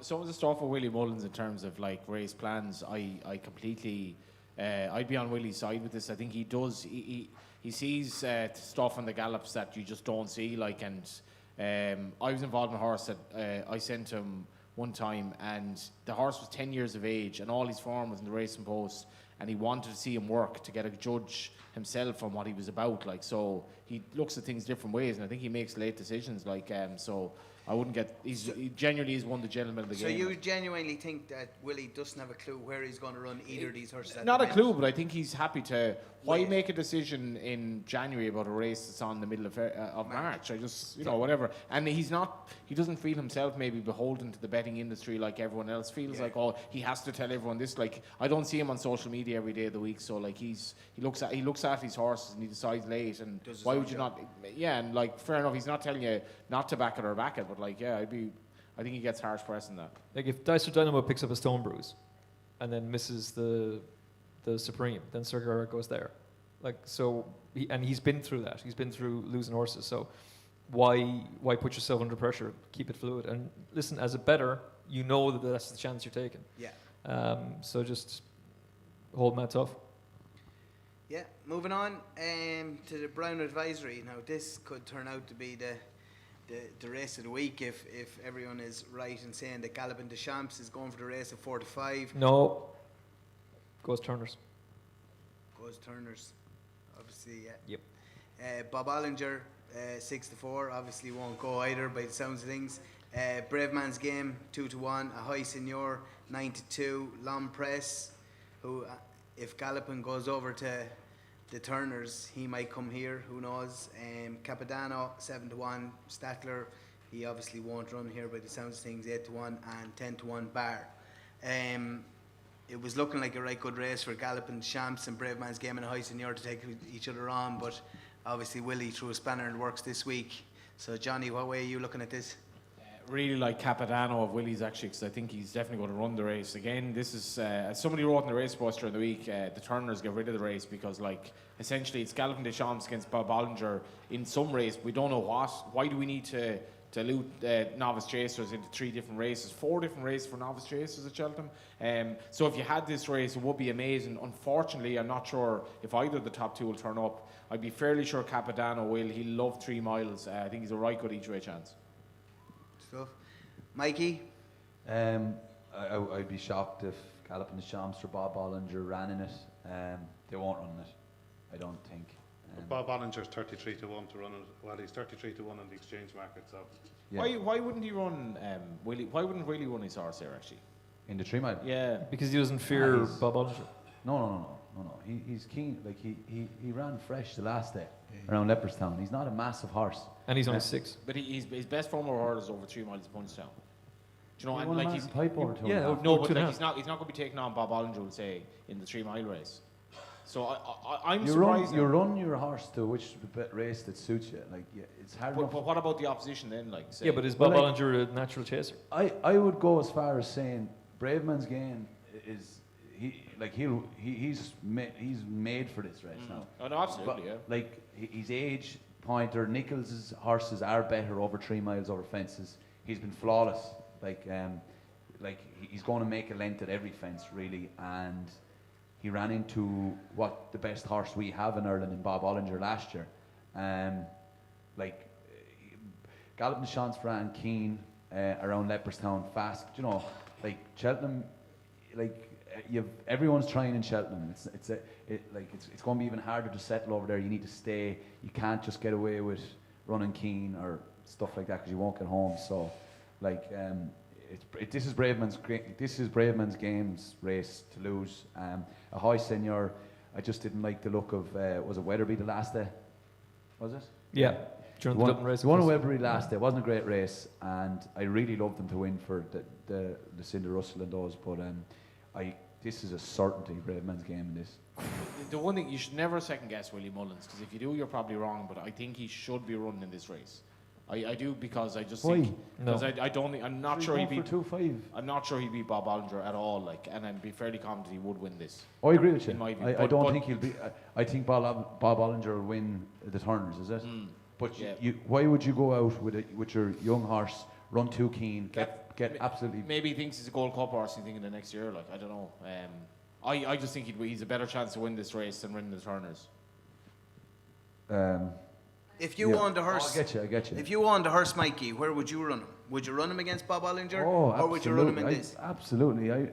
I can't understand these owners. Like most of them are millionaires that they don't want to run their horses in the biggest clashes in the best races. Like I can't understand. Like, oh, we'll avoid like what? Michael O'Leary was brilliant. He avoided nobody. He'd run his horse anywhere against anywhere. And I'd love to own Gallop in the Champs and take on Bob Ollinger and see a fascinating race. And if I got bet 2 lengths, great. It was still great to be part of it. You know, that'd be my outlook. So that's what Cheltenham's supposed to be, Yeah. and that's Yeah. what it isn't. That's- That's Yeah. why I have a That's what I massive mean. problem. If they go 5 days, basically forget about it. Like But if will they were he- coming will to he be glorify Galway with a stole. Like. Willie will be afraid of nobody, like, sure, will. You know what I mean? Why would he, like? So he's going to run the horse in the race that he thinks will suit him. And the 2 horses, the race that suits, obviously, Bob Ollinger and Gallop in the Champs is the 2, 4, 5, whatever it is. Just the problem we have now, we're going to have the same conversation in a few minutes because these two are definitely not going to meet here. They're going to meet later Yeah. on. Oh, yeah. So, we'll like, jump in. you're right, Mikey, what you're saying. This is after falling into nothing. This is a race of nothing. Like, you go through it. There's only one horse really left standing in his Brave Man's Game. I don't think Capitano can beat him. So after that, there's nothing. There's 2 horses in it, and that's about it. You Yeah, know? and I think the whole point of Anti-Post Camden is that you back something at a better price. Like when this race does cut up, like Brave Man's Game could go off 5 to 4, 6 to 4 in the day when Easily. you know. And yeah. rightly so. Yeah. Yeah, absolutely, yeah. Yeah. Katie? I'd actually like to see Gavin the Champs running this. No! Yeah. I think he was flawless. Save around- it for over Thursday. He's not Leicester. running. He won't run. I know, but the way he jumped over 3 mile was 2.7. He was flawless. And I think if they're wanting to go down the Gold Cup route with him, I think this is the race for him. I actually Some do. trainers will be afraid, like, of bottoming out a horse Yeah, over I 3 miles as a understand that, novice. So they say they didn't recover from a grueling Ryanair, you know, which Yeah. is or. Well, it used to be the Sun Alliance. It's now called the Royal Brown Sunlight. Yeah, But like, it's it's the not. This is Brown no different Advisory. to any 3 mile chase now because there might be 6 or 7 runners in it. This is the problem. It's Yeah. not. Yeah. It's not the Like RSA 25. chase anymore. It's like a race that we might have 2 or 3 of the first 10 in the betting running. Like Yeah, That's but the our problem. job tonight is it's not to to big up Cheltenham. no, but you're certainly not. I wouldn't. No, I hope they- there's no they Eng- actually I had a hope there's no meeting. English viewers looking at this. We They had, absolutely. They had a Cut meeting them. at Cheltenham Festival, the Cheltenham Who preview don't night, sell the horses and, then? and they did a poll. How would you feel about a 5th day? Send them all to Philip. Basically 90% said no. So Cheltenham have a real problem trying to push through this 5th day, and thankfully, because they would kill it. It'd ruin it. It would destroy No, I it. might leave the sport and not bother watching it if that was the case. Well, where would you go? I'd go. Hurling? Show I'd jump, go. I don't know where. Premier I'd League go. footballer. You take on McGregor. I Bring wouldn't hurling do to the that. Midlands. He's done. I'd well, there's no You put money a in lot of thought hurling. into There's this no now. money in hurling unless you're Henry Shefflin or something like that. and On the some- chef. or some big manager getting sorted with a. Managers don't get paid. Sure. Yeah, What are they you do. talking about? Like, Yeah, they don't get paid at all, yeah. Yeah, that's right, yeah. Were you at the game yesterday? I wasn't actually. No. All right. 6 pints. Anyway, moving on. Hurling for the summer. Mikey has won over Johnny there. Moving on. Queen Mother Champion Chase. No, I didn't say anything. Oh, sorry. These two bloody well sure, the two debated ways about about, oh, it's terrible, they're killing Cheltenham. Look, Brave Man's Game clearly is the one they're all going to have to beat, and he sets a very high standard, but he has to overcome 2 things. I don't really like, depending on trends, but French breds have a terrible record in it, and no horse from the Cotto Star to win it has gone on to do the double, but horses who were beaten in it have come on and won. And the fact that Nichols kept on saying, no, I don't want to go, I don't want to go, I don't want to go. And it's basically John, hello John and Jess, John Dance and Brian Drew, who have made him say, we're paying you for Cheltenham winners. Like, you're going to Cheltenham. This race could be a 5-runner race. It could easily be a 5-runner race, in which case he'll take all the beating. But there's 14s available now, about 300 through 5. Is that right? Yeah. I'd be fairly keen on him. There was a thought process that he should go for the National Hunt Chase, but the McNeil family love Adrian Heskin and they love the relationship and the dynamic they have, and I think he could be a big each-way player. So instead of taking 5-4 about Braveman's game, I'd probably be more inclined to back 300 through 5. Each way, or do Yeah. you think he'll win Or without. But Nichols has a shook enough team. He's hardly going to have 2-1 race. Well, unless he has I a know word, it's no bet, so you can take the chance. yeah, unless he has a word with the McNeil family and says, look, just run him in the national chase. But he doesn't have a good record in that either. I would stand up for Lucinda Russell, but I would say that Ahoy Senor could turn the form around. Oh, I agree, yeah. You know, Yeah. I just, he's a very good horse. Bet Braveman's game in entry, didn't he? Yeah, Over hurdles, yeah. That was no fluke. Actually, No. what price is 5.5 here on the. Yeah. what price would you really give us though? On a high senior, Yeah. he is 6-1 on the exchanges, so I'd give you a 6-1 non-under no bet. I'd take 6-1 about Ahoy Senor. I think Ahoy Senor could turn the form around at Braveman's game. Kempton wouldn't have suited him at all, but he'll have learned an awful lot from that day. Good stuff. Thanks, guys. Moving on to Queen Mother Champion Chase. These two battled it out in the Clarence House a couple of weeks ago. Shishkin and Ergamine. We've Shakin Poursois in behind them at 6-1. Envoy Allen 10s. Nubernegger 10s. Grenadine, who bombed out in Leopardstown the last day, 16s. And 20-1 Bar. Probably the race of the year. A couple of weeks ago, I know there was only it's basically a 2-horse race, but Mikey, do you think this time last year, Shakin Poursois was like driving a Mercedes, a brand new souped up Mercedes when we were having a chat this time last year? To be honest, I think I'd forgive him. Yeah. To be honest, I think I'd still back him. He each is way. like driving a Mercedes, though. He's the greatest push button of a ride of all time. He's very, very cool that way. But yeah, no, you couldn't. There's nothing going to get by your man, Sishkin. When he won the last day, and everything was going against him, and yeah, no, I couldn't see it.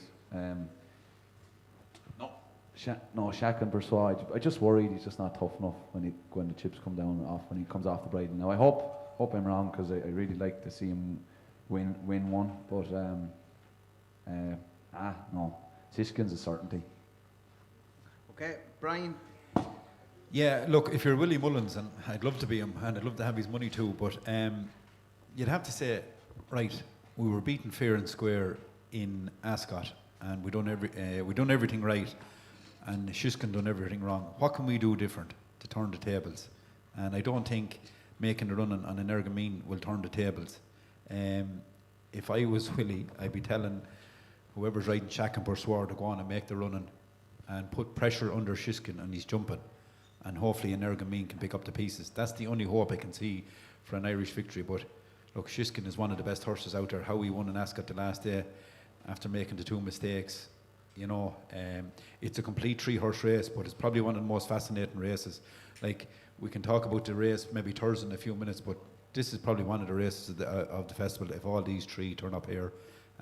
But an Ergamine will have to change tactics if he's to reverse the result. Okay, Katie, how do you think this will go? I think there's only one winner here, and that's Shishkin, to be honest. I think Shakin Poursois, his form in England doesn't stack up. I don't think he's won in England. That's a big factor for me there. And Ergamine's got to find a bit with Shishkin as well. Envoy Allen, he's not 2 mile, he wants 3 mile. And the rest after that, they won't get near Shishkin. Stuff. Emmet? Yeah, and Boy Allen needs to go back to Gordon. Yep. Jesus, like, there you go. Well done, Katie. I got your back.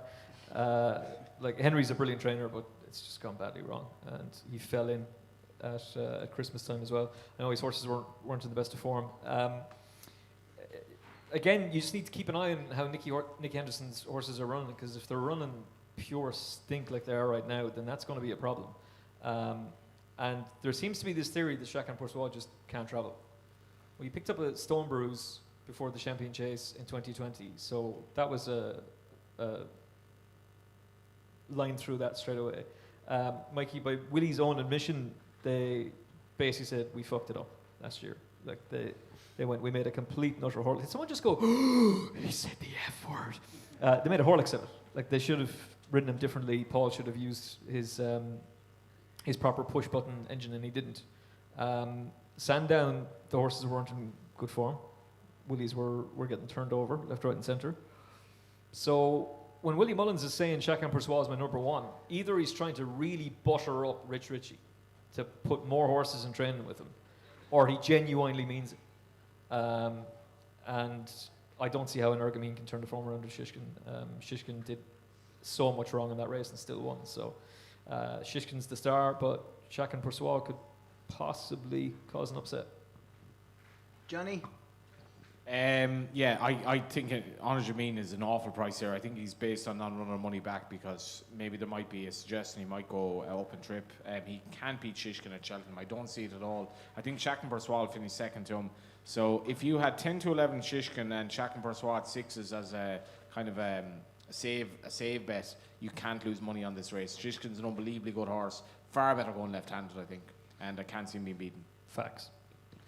Aaron, is there anything from outside the top 3 in the market that people are having a few quid? I see, like, put the kettle on last year's winner at 16 to 1, very bigger on the exchanges.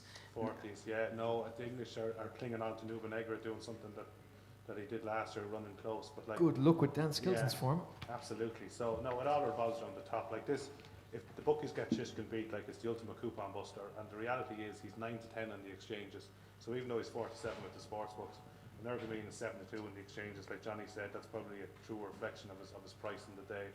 But it all revolves around the top 3, and I think everybody out there is just hoping Shakin Persois turns up, because it could be not just the race of the meeting, but the race of the decade if he turns up, like, you know. But how many lads is going to back Shishkin at 4 to 5 in probably one of the best, fastest run races, knowing he can make a mistake? Like last year, it was the Arkle. It was a 4-horse race, and he'd nothing. You know, I know he's impressive in England, but when you put a horse in the Queen Mother jumping at pace like this, if he makes 1 or 2 mistakes, he won't get away with it like he did against Ascot. Do you want to give me evens? No, I'll give you 9 to 10. Be evens by the time you get a point. 10. No, but would you back him at 4 to 5, Johnny? Yeah, I don't see a flaw. Like, I know what you're saying about going left-handed, and always, I love a horse that finds for pressure. Honor Jameen went, I think, 8 to 1 on in running the last day. That was a brave bet considering how you.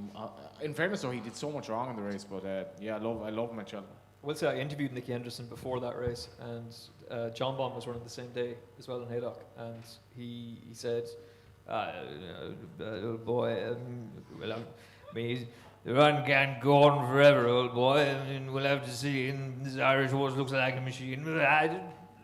We'll just get this out of the way and get to Cheltenham, and we might turn it around in Ergamine." And he still went on and won. So he wasn't working well. Things weren't right with him, and he still managed to pull it out of the fire. So how do you beat him at Cheltenham? Just hope that Shakin Persois turns on the swagger. Well, I suppose the other thing is Politolog is going to make the running, isn't he? Because the Hales love to have a runner. He's going to be in the Queen Mother Champion Chase. There is going to be a fair bit of pace here. So it's fair play to you for backing a horse at 4 to 5 in the Queen Mother. The best of luck to you.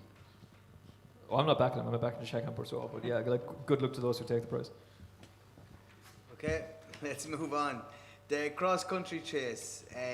This could turn out to be just one for the old stages with Tiger Roll at 2 to 1, Prengard 3 to 1, Easy's Land at 7 to 1, Shady Operator at 9s, Midnight Maestro at 10s, Farcla 10s, Santini 14s, which would be a bit of a step down from what he's been running in the last number of years. But Mikey, Tiger Roll, he was written off this time last year, and he ended up turning the tables at Easy's Land. What do you reckon here? He's according to the O'Learys, he's not going to run in the Grand National, so this is his day in the sun. Yes, sure, he's famous and he's a remarkable horse.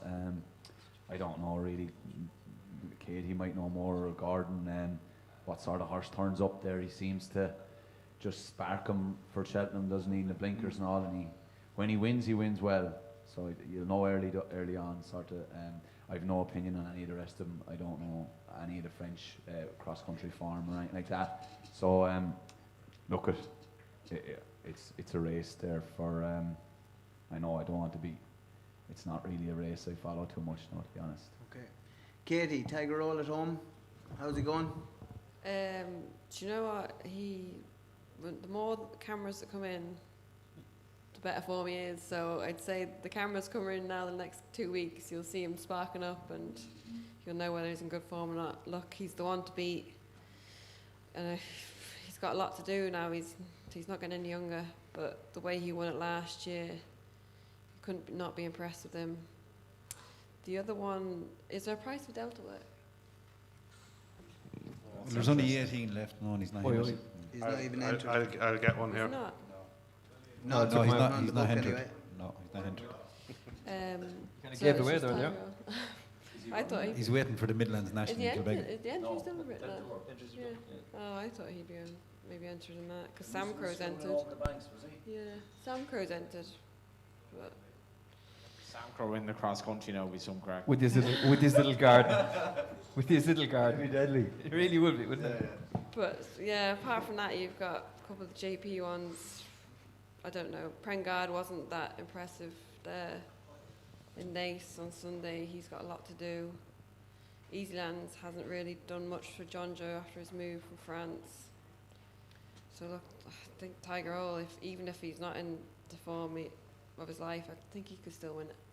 Johnny, 2 years ago, Easy's Land absolutely blew them out of the water, and we were all saying that this lad he'll win the next 5 years in a row, and he could even win a national, and he hasn't really done much since. Yeah, I think he was only a 6-year-old back then. Yeah. Yeah, it's I don't know the Tiger Roll Grand National thing. I think is an absolute joke. I don't know what they're doing, not running him in the national. Agreed. I think it's total like egos against the British handicapper, because I think last year in Hear, fairness, hear. it showed he was nearly as good as ever. Obviously, it's not a race I'd have a huge interest in, but 2-1 probably isn't the worst price if he turns up in the same form as he did last year.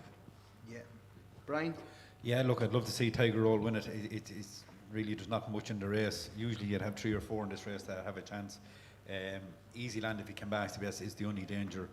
I suppose the horse that ran well early in the year in his Potter's Corner, but look, Christian Williams trainer, you just love to see Tiger Roll win, and you'd love to be in the parade ring or thereabouts, in fairness. And look, I know he's not going to the Grand National, but I'd love to see the fairy tale come true, and the reception this horse would get in Cheltenham would be unbelievable. So look, I've no opinion in it, but I'd love to see Tiger Roll win. Yeah. Emmet, much of an opinion here? Yeah, Prengard was running over 2 miles, which wouldn't have suited, but Jesus, he was brutal for a horse who cost the amount of money he did. Clearly, he's still acclimatizing to his new life with Enda, but he would need to improve stones to get back to his French cross-country form. Easy's Land was moved to John Joe. That's a sign in itself that something's gone badly wrong. Tiger Roll absolutely bet him out of sight last year, and he's done nothing in 2 races so far, so I don't see how you can, they're 7-1 and 8-1, basically. And then you've got Tiger Roll. And Eddie O'Leary let it slip in 2020 that he didn't really want to run him in the Grand National. That Michael wasn't that keen on doing it, and of course it all got abandoned because of Rona. And now they've just turned the handicapper into the bad guy. So they can blame it's the handicapper's fault, the handicapper this, the handicapper that. Campaign your horse over fences to get him down the mark. Every time he runs in the Grand National, he wins it. They don't want to run him, and it's as simple as that. It's got nothing to do with his weight. And he'll run here, he'll bolt up, and have as much as you want on him, because I love this race, by the way. Some people hate it. I love it. And he's going to absolutely crush this lot. Aaron? Yeah, with my bookie's hat on me, you really want to take on Tiger Roll, his age profile, all that kind of things. But How big? How big? no, well, that's the thing. You look down the field, and there's so uncertainty around a lot of the JP horses. You want to take him on, but what do you take him on with? I can't pick anything out of it. Again, he's going to be a coupon horse in the day. Everybody will be throwing him into the multiples maybe for the week and so forth. So, yeah, I'll talk about giving you a better price if you want to throw your charity bet that way. Okay, perfect. We'll come back to that one. Okay, moving on. Champion bumper. We could have maybe 3 or 4 outstanding prospects in this race. We've Facile Vega 9-10, American Mike 11-4, Redemption Day 6-1, Mercury, who won well in Gorn a couple of weeks ago, at 7-1, St James's Gate 12s. Willie and Gordon seem to hold the keys to this one here. Katie, do you see much of American Mike? He hasn't done anything wrong. He's after drifting out, but he obviously just drifted because of Facile Vega's performance in the Dublin Racing Festival. So how do you see this going? Yeah, I think it's a race between the first 3 and the betting. I think this is probably one of the best races of the week, I think. But there's 3 horses there we don't know an awful lot about. Facile Vega was visually very impressive at Dublin. You can't fault him, what he's done. American Mike, everyone's saying he hasn't the form, he hasn't beaten much, but the way he's done it, he's very likeable. And I actually really like that Redemption Day for Willie as well. I think he beat Music Drive. Yeah, and his form there, franked at the weekend, that says a lot too. But to me, I think Facile Vega is going to be the one to beat. Brian? Yeah, I suppose, like, I was in Leopardstown and Facile Vega to the eye, like, was, you should probably go with your gut instinct. And I said, leaving Leopardstown that day, that's the best horse I've ever seen on a racetrack. I could be wrong in the future, I don't know. But to look at the form yesterday, the horse that was second to him was beaten by Music Drive, and Redemption Day just cruised all over him in Leopardstown, and Patrick didn't even have to touch Redemption Day. If it came to a little bit of speed in the last furlong, would Redemption Day have the pace of Facile Vega? I don't know, but I'm going to go with my gut instinct and stick with Facile Vega. But that form took a little bit of a twist yesterday because Paul Nolan's was beaten and he was second to Facile Vega. But I think it's a 2-horse race. I don't know about American Mike. It's a long time since he ran, and that's the only worry for me. But in fairness, I'll never forget the horse that I backed, Gordon's. Remember, he jumped out last to the bumper one time, and still, what was that? Fiona. Yeah, I'll never forget her. I'll never ever forget her, but had a good banner. But Gordon would be very good. But this, I'd say Willie has that much ammunition, you know. But I think Redemption Day and Facile Vega, it's hard to call. Yeah. Emmet? I said to some friends that I was driving up to the Dublin Racing Festival, the best thing that could happen today is Facile Vega bolts up. Be the best thing that could happen for us, because then we can pile into American Mike at a bigger price, and that's exactly what happened. American Mike's a machine. Jamie Codd was asked about him a few weeks ago. Before the Dublin Racing Festival, somebody asked him, do you think he'll win the champion bumper? And he said, will he win it? He'll win it by a furlong. He's an absolute monster, and what he did in his point-to-point, his debut in Down Royal, which Gordon always targets that meeting with smart horses as well, and then last time out in Avon, 17-length drubbing, he'll take all the beating. Johnny, how do you think this will go? Yeah, he's my bet at the festival. American Mike, you're getting 3-1 in, but I think it's a 2-horse race. Facile Vega, like, as much as the Nolan horse, he bet him very well the last year. I was disappointed the Nolan horse at Naas. He had no excuses, and he was beaten by a stablemate of American Mike's, obviously. Just couldn't really quicken. And I know there were 7 previous winners in that race, but I think you have to take the form back a little bit. I spoke to Gordon at the start of the year about give us a horse for the year, American Mike. Had never heard of him. Obviously, the owners have put so much money into racing, and you're kind of speculating here. We can only say he's beaten so much or whatever. I think he's a machine. You're getting 3-1 in a 2-horse race. Simples. Mikey? I'd be with the lads. I just like the vibe. I like what I hear about American Mike, and I like his mind. He shouldn't run too keen, or he should be able to stay. And he looks a bit of an Envy Allen job back in the day when Envy Allen was Envy Allen. And look at Facile Vega is an airplane. Obviously, he's going to be hard to beat. And same as Redemption Day. They're both very good horses, but I'd be more on the Jamie Codd, Gordon Elliott horse. I think it'll be a bit like that. Was a Blue Sari that Willie had in that race, and it was him and Envy Allen. They were extremely well touted, and Envy Allen picked up again, and now he's kind of a forgotten horse. But I think it will be like that the two of them will go. And in fairness to Champion Bumper, this is one race that has not been diluted, and this is an amazing race. Well, I didn't like Facile Vega might have to get a bit of cover. He's a bit more lit up than American Mike, so Codd can just go 5th or 6th wide, easy. Do you know what I mean? There's no hard luck stories then as much, whereas Patrick might have to cover up your man, and there is hard luck stories in Champion Bumper. It's a messy race, like. Patrick ride him? Oh, sort, yeah. He did talk up Redemption Day today. No, he'll ride Facile Vega. Yeah, 100%. All town will not be riding him. No, Patrick no, will not first allowed. choice. Patrick will first choice. Aaron? Patrick ride he wants. No, and the more just kind of following up on what the lads are saying, we've seen a lot of each way money for American Mike at 3-1. So you're probably not going to see him out of top 3, and I think that's probably sensible play. He'll take a minimal hit if he is placed, but he'll definitely be thereabouts. But like backing an odds-on shot for a bumper in my head is absolutely madness. 4 to 5 now at the minute. You're definitely going to get odds against him today. So yeah, I think the value is definitely with American Mike, and that's what we've seen so far. Good stuff. Just the rest of day 2, we have the Coral Cup and we have the Grand Annual. Has any opinion on them 2 races, Brian? Yeah, Sean Mulrine and Martin Brazel usually don't be too far away when it comes to Cheltenham, and I think they've 2 entered in the Coral Cup, an epic song, and they have fast or slow. And I had a little few quid on fast or slow yesterday, 20s with Sky Bet. I think he's 9s or 10s now. Can't say Sky Bet here. Or Betdaq, I meant. One of those crowd, anyway.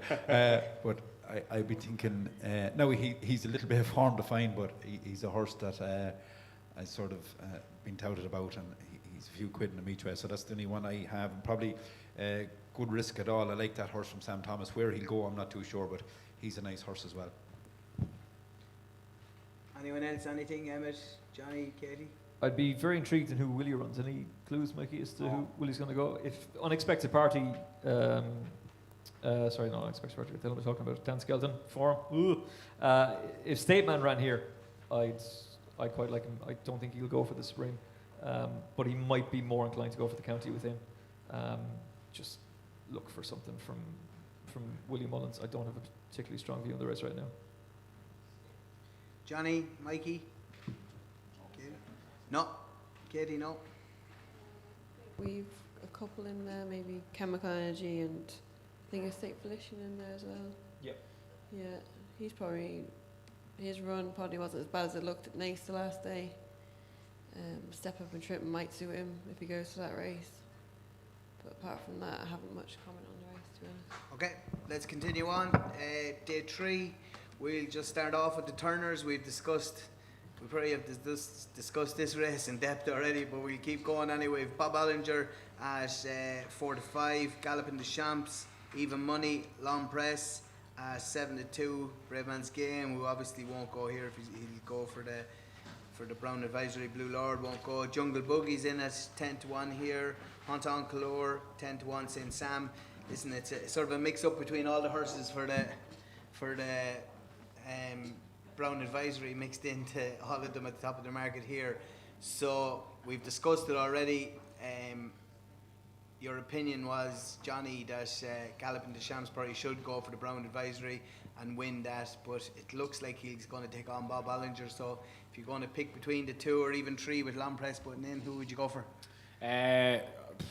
Probably Bob Bollinger. I find this very, very tough. 2 extremely good horses, 1.8 and 2. So if you back the 2 of them right now, you'll probably lose money if one of them wins. That's kind of the way the race is playing. I think it's going to be a 2-horse race. Galloping des Champs, to me, is running the wrong race. But as I said, Willie Mullins knows what race he should be running in. Bob Bollinger, he finds loads for pressure. I think he jumps well. No flaws in either of them, really. Some race, if the 2 of them turn up, which I think they will, probably Bob Bollinger for me. Stuff. Mikey? I agree exactly what Johnny said with all of it. Bob Ollinger for me. I just think he's form last year.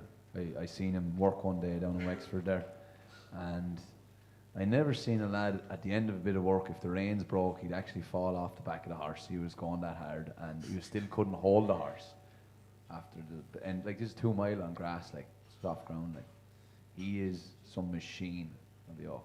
So that's. And his jumping was a bit sketchy the last day. Would you be worried about that at all? No, I don't think so, no. I watched it a couple of times. I was trying to pick holes in it. Ruby said he gets a bit high behind and twists a little bit, but the Cheltenham fences won't be like Gorn. Like, they're a bit more easier to jump, and they're a bit softer as well. So no, I wouldn't bother me at all. There's as much a chance Galloping the Champs falling as there is Bob Ollinger, I think. I know he's a spectacular leopard, but he's fresh. You know, you don't know what way horses are going to go. Like, some will be keen. All you need to do is come up a half straight too early and you're on one. So, no, it's Bob Ollinger for me. Brian? Yeah, look, I think it'll be the second best race if these 2 turn up here of the meeting, along with the Queen Mother, if they all turn up there too. you'd have to say though, Venetia Williams' horse, I know she mightn't be good enough maybe pace-wise, but some jumper, this Laham Press, Yeah, like, and really around good horse, Cheltenham, and it's going to be a serious test. If Bob Bollinger or Gallup Deschamps, as Mikey says, makes any mistakes, like this would be a really, really good race if the three of them turn up here. Again, it'll probably only turn out to be a 5 or 6 horse race, maybe 7 at the most. Bob Bollinger, though, is a touch of class, as Mikey says, and if Mikey is telling the truth about the reins and holding, I'd have to agree with him. I'll go along with him on that. But Laham Press, I'd say, is the unknown in it. But a savage jumper, a really impressive horse to jump a fence. Yeah. I was chatting to Aaron last week, and you were very, you were sweet on Long Press. You weren't too sweet on him when Gallup and Deschamps decided No, I was to change devastated. over. I was devastated. I really thought it was a bet to nothing each way, like a 4-1. I said, this is just buying money. This horse just keeps improving and improving. Looks spectacular over his fences in Sandown. But like, still comes in here with a shout. Like, obviously there's a cloud over the sportsbook prices simply because the race is going to cut up. But the way the Betdaq exchange is betting it now, it's 7-4 Ollinger, 6-4 Gallup and Deschamps, 11-2 Laham Press. That's probably close to what you're going to see in the day. So yeah, it's 6-4. 7-4 is not a bad price by Bollinger. He'll definitely run this. Like, yeah, it's a cracking race. Like Brian said, this could be a real, definitely Laham Is Press. it 6-4 about Gallup and Deschamps? 6-4 about Gallup and Deschamps, yeah. Fill your 258 boots. on Betdaq now at the minute. Fill your boots. Bob Ollinger's not a natural chaser, in my opinion. And Danny Mullins was on the show last week, and he said he rode against him in Gorn on his debut. And he said Rachel's probably the best in the weighing room on both sides of the Irish City. And he was talking about how well, clearly she isn't now. In fairness, best rider in the weighing room. yeah, Best rider, full stop. In Best Ireland, jockey in the Ireland. business. That is absolutely not true. Like, who do you think is the best jockey? Mark Walsh, like, is a better rider than Rachel Blackmore. Like. Rachel Blackmore is more tactically adept than Mark Walsh. And I'd say it to Mark's face. I couldn't agree with you there at all. Yeah. But Another let's give distraction. opinions. Another Yeah. distraction. No, Rachel's deadly. And Danny was saying that at Gorn, he was on Bacardi's. He was absolutely certain she was going to fall. He actually remembers going, "Whoa," and this is going to be handed to me. And he didn't like him at Punchestown either. And I've had a guy called Matt Polly on the show. Matt was an assistant trainer. He was an amateur jockey. He's an equine radiographer now. And he was the first one to say to me that he doesn't think he's a natural chaser. Look, incredibly talented. What he did at Cheltenham last year was stunning. But Gallup and Deschamps absolutely destroyed everything on his chasing debut. He's a Cheltenham winner already from the Martin Pipe. To win as easily as he did on chasing debut at Leopardstown and then take on a Grade 1 winner over the same distance and absolutely bolt up. He's going to be too good for this lot, and it's the right race for him, and he'll win it. The big difference winning the Martin Pipe and winning the Ballymore, though. Yeah, but now Emmet, you're over yeah. fences. I know that, yeah. Like, But who's achieved more over fences? I know, but he won his pint to pint. He never touched a twig in his pint to pint. I think Henry is as good as man to school. That might say he'll be spot. Oh, It is going to be. You're right, but think about Envoy this is- Alan yeah. last year. Like last year, Envoy Alan, I believe somebody on this panel said, lads, whatever money you have for your holidays, just put it all on Envoy Alan. It'll be an absolute stone cold solid moral. Someone said that. Now I can't quite remember who it was. And he came down. Like, fences are there to be jumped, and it's not always going to be easy. But he was unbeaten till he went to Henry's, I suppose. Yeah, the Henry factor definitely comes into play there. But look, no horse is a certainty, but Gallup on Deschamps is a solid moral. I'm very confident he'll beat Bob Ollinger. And the fact that Willie is running him against him makes me even more confident. I think he was David Jennings said in the Racing Post, what he really means is screw Bob Ollinger, Gallup on Deschamps is the king. Good though that Henry said just to bring it on, wasn't it? Oh yeah, absolutely, yeah. That's what, as Johnny said earlier on, this is what Cheltenham's supposed to be about. It's supposed to be about the best taking on the best. But this is going to be a 5-runner race, so get your each-way bets on now. Good stuff, Katie. I think, to be honest, I think Laham Press, for me, I quite like him. He's done nothing wrong, and he's been very impressive for Venetia, and Charlie Deutsch is in flying form at the minute as well. Look, Bob Ollinger is spectacular, but I do worry about his jumping, maybe, Good for stuff. me. Aaron? No, yeah, like I said, it's just that's the way they're betting it now at the minute. I do think though that Leopardstown race, it kind of fell apart. I know you had 4 Grade 1 winners in it over the season, but I was standing beside 2 bookmakers, and when the race was over, they were kind of rubbing their hands, going, "I can't wait to take him on at Cheltenham," you know. So there's that side of it too. But that's the beauty of this game, you know. Doctors different than patients die. Wait till we see the whites of the bookies' eyes get stuck in. Anyway, moving on to the Ryanair Chase. We have Allaho, very short here at 8 to 11. Energamine, 5 to 2. A Plutard, 6 to 1. Shaq and Bourgeois. We've gone down a long way. Conflated, as we heard over the last couple of days. Looks like he might go here at 6 to 1. Chamblou at 8s. Tornado Flyer, 10s. A lot of horses here. Emmet, who doesn't look like they'll actually go near the top of the market, that will go in this race. But is Allaho the certainty that people think he is? I'm not a big fan of backing odds on favourites, but Allaho is an absolute stone cold solid moral and will win this race by whatever amount of distance he wants to. Whoever's applauding there, you can applaud a bit louder. He's basically good man. Just there's nothing wrong with this horse. He's bomb-proof. Look at what he did to Fakir Duderie, and then Fakir Duderie goes over and beats the Brits. This fella's going to absolutely scoot him. Johnny? Unless Envoy Len just somehow turns it on as the horse that he was. I think Katie's implying that he would have been better off staying with Gordon, as it turns out. Just I don't know what it is. The one horse with Henry that has not, he's never looked the same horse since he left. I don't know what it is. He, like Mikey tipped him up last year, but like I could not believe this horse is like 1.6. And Cheltenham last year, I thought it was literally buying money. Obviously, he got as far as second. He's never been the same horse. I don't know what it is. His performances were unbelievable, and maybe at some point he'll come back. But obviously, in the same colour as Allaho should win this. This is again, like, you know, you're looking. Onajamine doesn't run. Aplutard doesn't run. Chacun Persois doesn't run. Completed may run, and therefore the top 5 in the betting.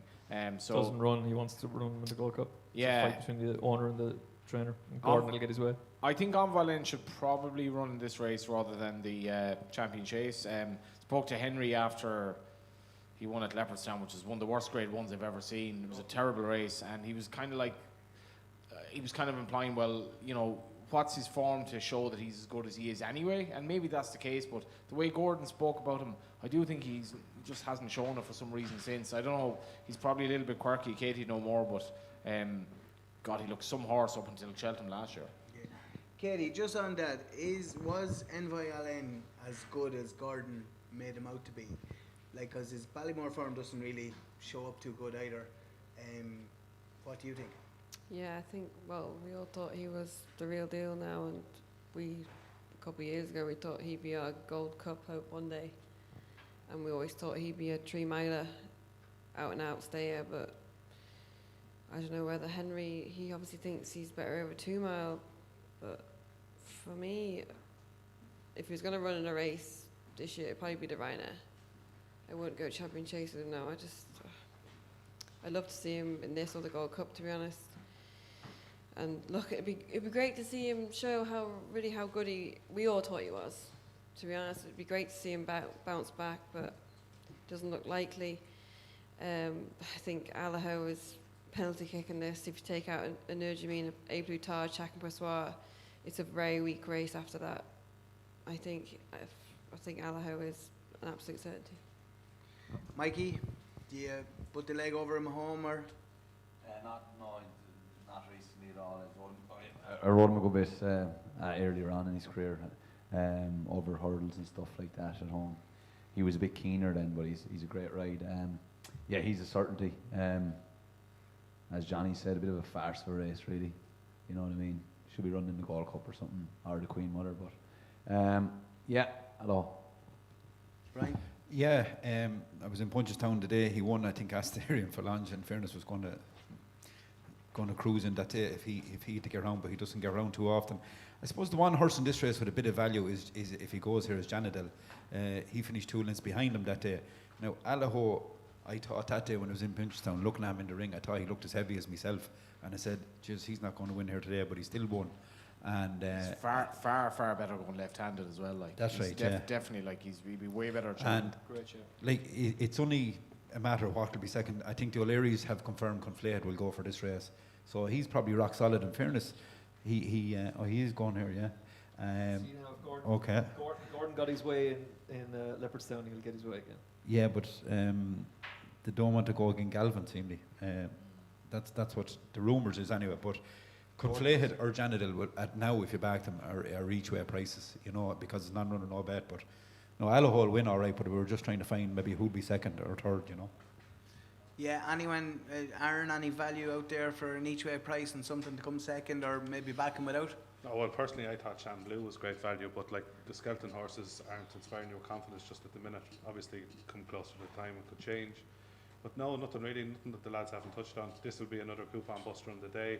If I turned down to Mikey Fogarty this time last year and said that Envoy Allen would run in the Ryanair this year, he'd have me committed. And if I told him he was going to be 50 to 1 on the Betdaq exchange for the Ryanair, you'd definitely have me. Jesus. So like it's amazing to think how far he's gone back. But yeah, at the minute it's all about Allaho. There's nothing else. There's no other business we're seeing. Every multiple we're standing, Allaho is the one that's in all of them. Anything outside of them guys that you'd have a little squeak to give it each way? Money, Melon? Johnny? The great Maybe. Melon, yeah. Well, Yeah, like he Melon, yeah. finally, Great minds think alike. bloody hell, like this horse for his form. In fact, I think he'd won 2 races since he won his maiden hurdle up until Goran, and he's a great chance being the first 3. He's 40 to 1. Yeah, such a weak race. Comes And he's alive got in such Cheltenham a as well. great doesn't festival record too. So yeah. Okay, moving on. Stairs hurdle. We this market has gone up and down over the last few months, but we've Florin Porter 3 to 1, Champ at 4 to 1, Time Hill at 9 to 2, Classical Dream at 5s, Paisley Park 6s, Royal Kahala 7s, Asterion for Lange 8s, Sporting John 10s, and 12 to 1 Bar. It's a nice betting race for anyone that has the likes of Flutter. What are you thinking here, Johnny? Well, like Florin Porter, I'm literally the only one having a pint at the actual on the panel in Cheltenham preview night, and I've only had 2, so I think we've let everyone down here. Florin Porter, though, in fairness, his performance last year, I thought in Leopardstown, if you look back, he was 6 lengths behind Classical Dream when they jumped off, and Gavin Cromwell was really, really annoyed after the race. So was Danny. So was Danny, yeah, and Danny was kind of looking over, and I'm not sure Paul Townend meant to jump off the way he did, but such as it was anyway. But they pulled about 25 lengths clear of Burn Ambition. It was a bizarre race because there were good horses in behind that just couldn't go anywhere near them. I think he'll take an awful lot of beating. I think he's perfect for the race. Loves Cheltenham. This will be a proper race, so a Champ and Time Hill as well. And Classical Dream 5 to 1 now. What price he before Goran when he'd off to? He's obviously not straightforward. Paisley Park, the old dog, and obviously Royal Kahala might run here as well. It's a proper renewal of the race. I think Florin Porter is very, very solid. Stuff. Emmet? Yeah, Classical Dream was what 2 to 1, something like that before his defeat at Gorn. So if you just draw a line through that, then maybe you can give him a chance. But I think he's held together with sticky tape. I just think that he's a horse that it was a genius performance to get him to win at Punchestown, and then to do the same thing again at Christmas when everything went wrong against Florin Porter. Gavin will have him trained spot on for the day. Danny keeps the ride, obviously with things having changed, and Danny was deadly on him last year. I don't think it's that deep a race. Like Champ is in here, and who the hell knows what Champ is going to roll out of bed that day. Paisley Park, his heart could go. He could start having the heart murmur again. So you can't exactly trust him. So there's only one rock solid horse in the race, and that's Florin Porter, and I'd be fairly confident about it. Katie, is Gordon anything south of Burla? Is he going to go? Or? I'm not entirely sure what they're going to do with him. He's in the Pertemps as well, is he? I'm not sure what they're going to do with him, where he's going to run, but at Christmas I was blown away by Classical Dream, the way he won. I don't know whether maybe the bounce factor in Gore in the second day, I don't know whether that, I couldn't quite believe how badly he ran, and I thought it was very disappointing. So for me, I think Florin Porter is the only solid horse in that race. The rest of them, you just don't know what's going to turn up. to be honest. Brian? Yeah, I suppose Classical Dream stole a bit of a march on Florin Porter at Leopardstown. It was over 3 mile, but it counted at the end. He's a fresher horse. It was sort of crazy, Willie going to Gorn after, but I believe he burst or something. I don't know if that's the truth, Mikey, but if he did, that's a valid excuse. And if he's okay here, he'll be grand. But I suppose Time Hill is consistent enough too, but I'm a Florin Porter fan all day. And Danny will have the ride, and I think he'll take all the beating. I think this time last year, didn't Declan from here, his charity bet was 50 each way and Florin Porter at 12s or something like that for the Injured Jockeys Fund? Yeah, he was the only one out of all the panel. He accumulated 670 quid for the Injured Jockeys Fund that night, so yeah. In December 2019, Gavin Cromwell came into the Betdaq office and gave us a bit of a pep talk before the Christmas break-up. And of course we asked him for one, to look out for over Christmas, and he told us he's one running in the novice handicap hurdle, Leopardstown over 2.5 mile. It was Florin Porter. And of course we all got on him, and sure as hell my money stopped him. I think he finished 6th that day. But a couple of runs later, he's just improved, and he's probably one of the most consistent horses in this field. He's definitely another horse we've seen a lot of business of. He'd be definitely one of our worst results so far on the week, and personally myself, I'd be on him, and yeah, I think he's rock solid. Mikey? I never heard that what Brian said there. I don't think he did. I don't think he did. It ran a while, heavy ground, something like that as well. He hadn't ran in a while before Leopardstown, but at the bounce, I wouldn't write him off now. Classical Dream. I think it'll be a lot different. He'll be getting a bit of cover there, and while that Florin Porter, he bet Florin Porter at Christmas. He's 6-1. I'd have an each way bet and Classical Dream for me anyway. At the moment there. Okay. We'd be all Classical Dream fans if he hadn't to go to Gorn, wouldn't we? Yeah, no, he'd be 7-4 here. Yeah, true. Florin Porter would be 5 or 6s, but It's a very fair shout. yeah. I thought Paul, he knew he was better second last. He didn't kill him, you know what I mean? And I just think he hasn't missed many days anyway. And in an open race, I think he's good value at 6-1. Yeah, fair enough. Just there are 3 races left on the day: the Pretemps, the Handicap Plate, and you have the Mayor's Novices. Has anyone anything to add for them 3 races? The Mayor's Novices, obviously. Sorry, the Mayor's Novices. Brandy Love going this way. Willie hits the first 3 in the betting. It's an unbelievable race, but I think her performance the last day, going back left-handed, I think she'll take a lot of beating. Mike, you're a fan of this race, yeah?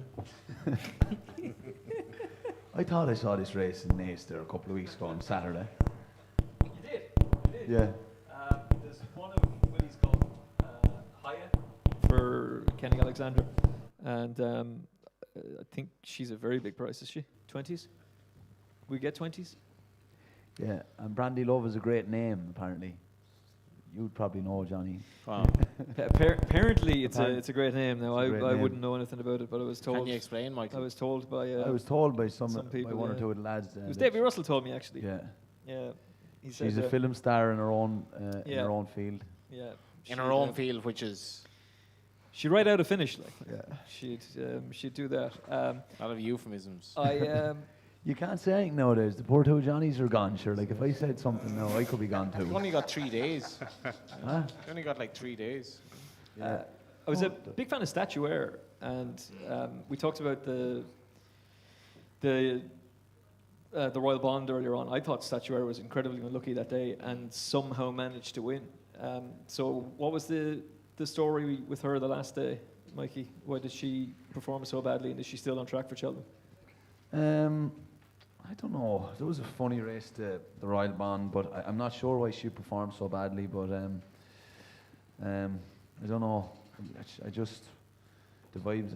They're obviously not as good now. She's not going into it with the top 2 in the betting seem to be the real ones. Has Dino Blue still ran since Clonmel? No. No. Just Well, not. if you wanted to take something that was visually really impressive on proper heavy ground that might have a massive engine and probably cost a lot of money out of France, she'd probably be the one, like, you know. I backed Mighty Blue in this race last year and she was placed, and I think she's doing the exact same thing as Willie's horse, going back to the mare's novice Concertista. as a novice. Yeah, I'd say they've basically been planning this all year. She's 16-1. She ran very, very well, in fairness, behind telling something. The girl travels great in her races, typical authorised, and she was kind of quiet in the betting the last day. She probably needed the run, so Who I'd say trains it?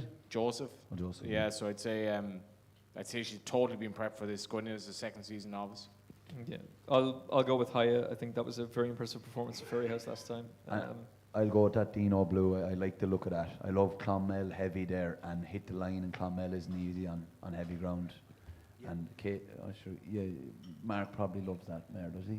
The, Dino Blue speaks highly. I don't know. He wouldn't tell you, I'd say. So. Just Katie, Party Central was very impressive at the Dublin Race Festival. What will she run in the Mayor's Novices?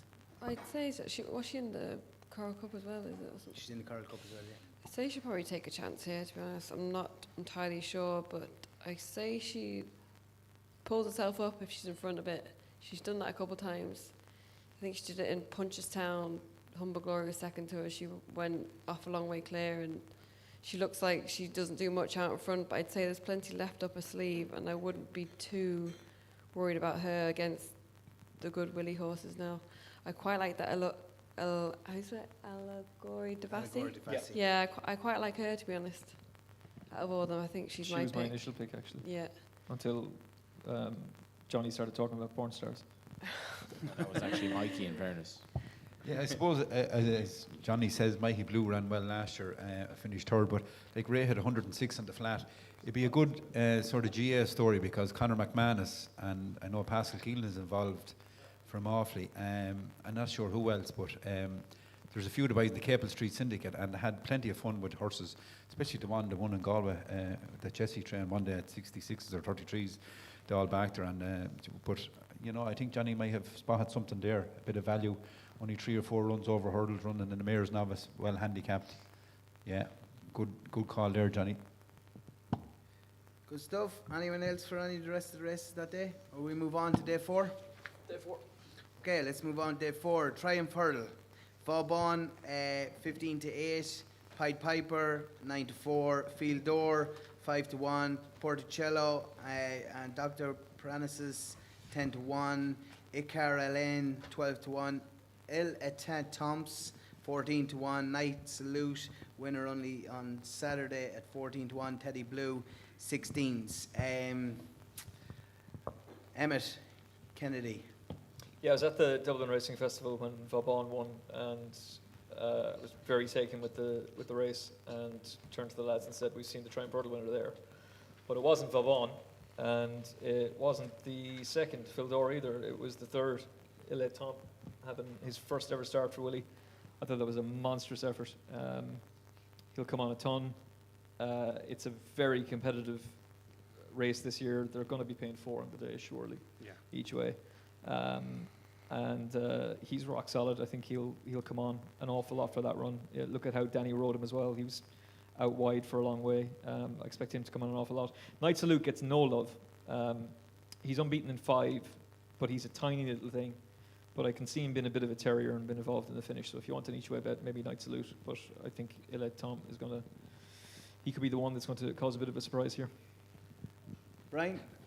Funny enough story, I was in work Saturday and shop wasn't too busy and I started doing a few notes for this race.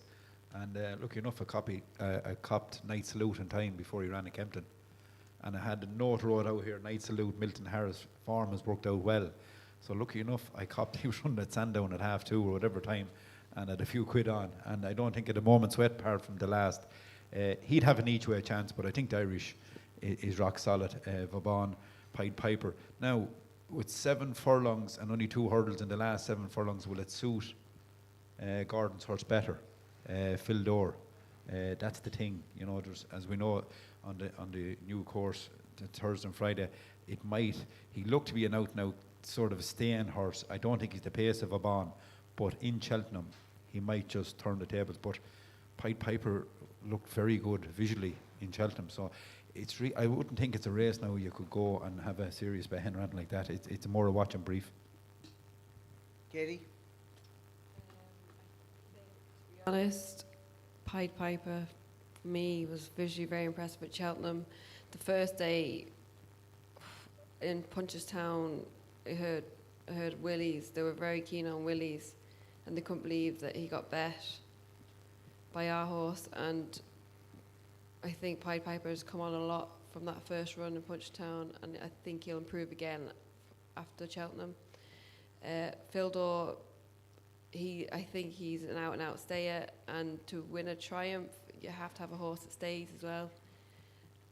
I don't think we've seen the real Fildor in Leopardstown the last day, and I think he might have gone under the radar a bit because of that, and I wouldn't be surprised if he was in the mix on the day. Yeah. Johnny, Gordon Elliott was very bullish on that Fildor was a better horse than Pied Piper before he ran in Leopardstown. What was your opinion?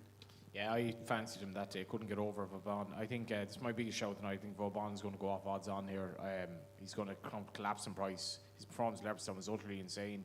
Iker Allen was beaten 10 lengths, hacked up on Saturday, despite the fact that he leaned left and jumped left at times. Turn of pace to beat Fildor. He absolutely left him for dead after doing a lot wrong, and this track I think will suit him in the sense of, as you say, like you don't have that many hurdles jump the last 7 furlongs. I think he'll be absolutely smashed on the day. He does have to reverse former Pied Piper, but I think they love him, and it's a 2-horse race for me. Mikey? Yeah, very same as Johnny. The two horses that I like are Vauban and Pied Piper. Toss of a coin. I'd just go with Pied Piper for just on a argument's sake. And you know, he bet him the first day, and I know I just feel maybe Gordon has a better record in the Triumph than Willie. Really, when's the last time Willie won the Triumph? Burn Ambition, or Burn Victory. that was a very, very fortunate. Handed to her. Yeah. So look at Pied Piper for me. I know the signals up there are very strong on him as well, I believe. Aaron, do you agree with anyone in the panel? Yeah, I think it's between the top 2 in the market, but like so many short odds on favourites last year now, I know Sana here went off a shade of odds against, but yeah, it's a flip of a coin here between the two of them. Vauban was visually very good. The French named horse that finished 3rd in Leopardstown was very good as well. What's his name? Il Était Temps. Tom, yeah. So yeah, he was probably the one bet from the Dublin Racing Festival that we saw. Of course, you know, went into every tracker, a couple of small each way plays on him, but this is all about the top 2 in the market in my eyes, and the betting reflects that as well. Good stuff. Moving on to the Albert Bartlett. We have Manella Crooner at 7-2. We've Hillcrest at 4-1. We've Ginto at 9-2. Manella Cocooner at 5-1. Journey of Me 6s. Hollow Games 8s. Chantruse 8s. The Nice Guy 10s. And 12-1 Bar. This Manella Cocooner, Mikey, pulled the arms out of Danny Mullins the last day and still stayed on well to win. There's rumour that he's going to maybe drop back to the Ballymore. What way do you think he'll go first and foremost, and what do you think of the race? Yeah, interesting one. I don't know. In fairness to Danny, when he makes the running on those outsiders, he usually gets it right, and I never watching at the time. I didn't go, wow, there's a Cheltenham winner. I don't know why, but I didn't. I liked Manella Crooner's run to Journey McWee that day in Leopardstown. Hillcrest, I saw him. He's a gorgeous horse. I saw him win in Cheltenham. He looks a beast. It's just you'd wonder about the English farm. But for me, making the running is a very hard thing to do in the Albert Bartlett, and you need a horse nearly that runs behind the bride a little bit. And Gordon Elliott's horse, I just think might be Manella Crooner would be just a horse there that just might fit that for me, and I go with him. Okay, Brian. Yeah, I'd have to say I think Manila Crooner would have reversing the form with Manila Cocooner only for his mistake at the second last. He was the one horse I took out of the Dublin Racing Festival that day. I said this horse will definitely improve for Cheltenham, I do love the English horse, Hillcrest. He's a very likeable horse. He's a big, gorgeous, strapping horse. His form is rock solid. You know, in fairness, I think it was the sun issue that knocked him the time he fell in Cheltenham. But I think he's rock solid. But I think Gordon's will reverse the form. Will it be good enough to beat Hillcrest? It's hard to know. After that, you'd be nearly picking at straws. But a decent enough race. But I'd have to say I really like Hillcrest. But I think Gordon's will definitely be the right bang there. Yeah, Katie? Yeah, I think Manila Crooner, he's not done anything wrong this season. He's improving with every run. And I think he'll improve again for Cheltenham. He'll stay up that hill. Hollow Games, for me, has been very disappointing this year. I don't know what's going on with him. I thought he'd be one of our leading festival contenders this year at the beginning of the season, but he just hasn't done anything off the back of his bumper form. Manila Kakuna, obviously, he beat Manila Kroon the last day, but I think Manila Kroon will reverse the form with him. Okay. Emmet? It's a race that's been filled with some big price shocks over the years, including Rachel obviously winning it on future Gold Cup winner at 50s, her first Grade 1 at Cheltenham. But you're looking for a horse with experience, and Hillcrest has tons of it, and he has an awful lot of ability as well, and Henry Daly is incredibly excited by him. And what he did last time at Haydock to recover after taking a stumble at Cheltenham was hugely impressive. He was humming and hawing about the Ballymore and he's chosen this race. So I think as much as Manila Crooner, I'd agree he'll turn the form around with Manila Kakooner.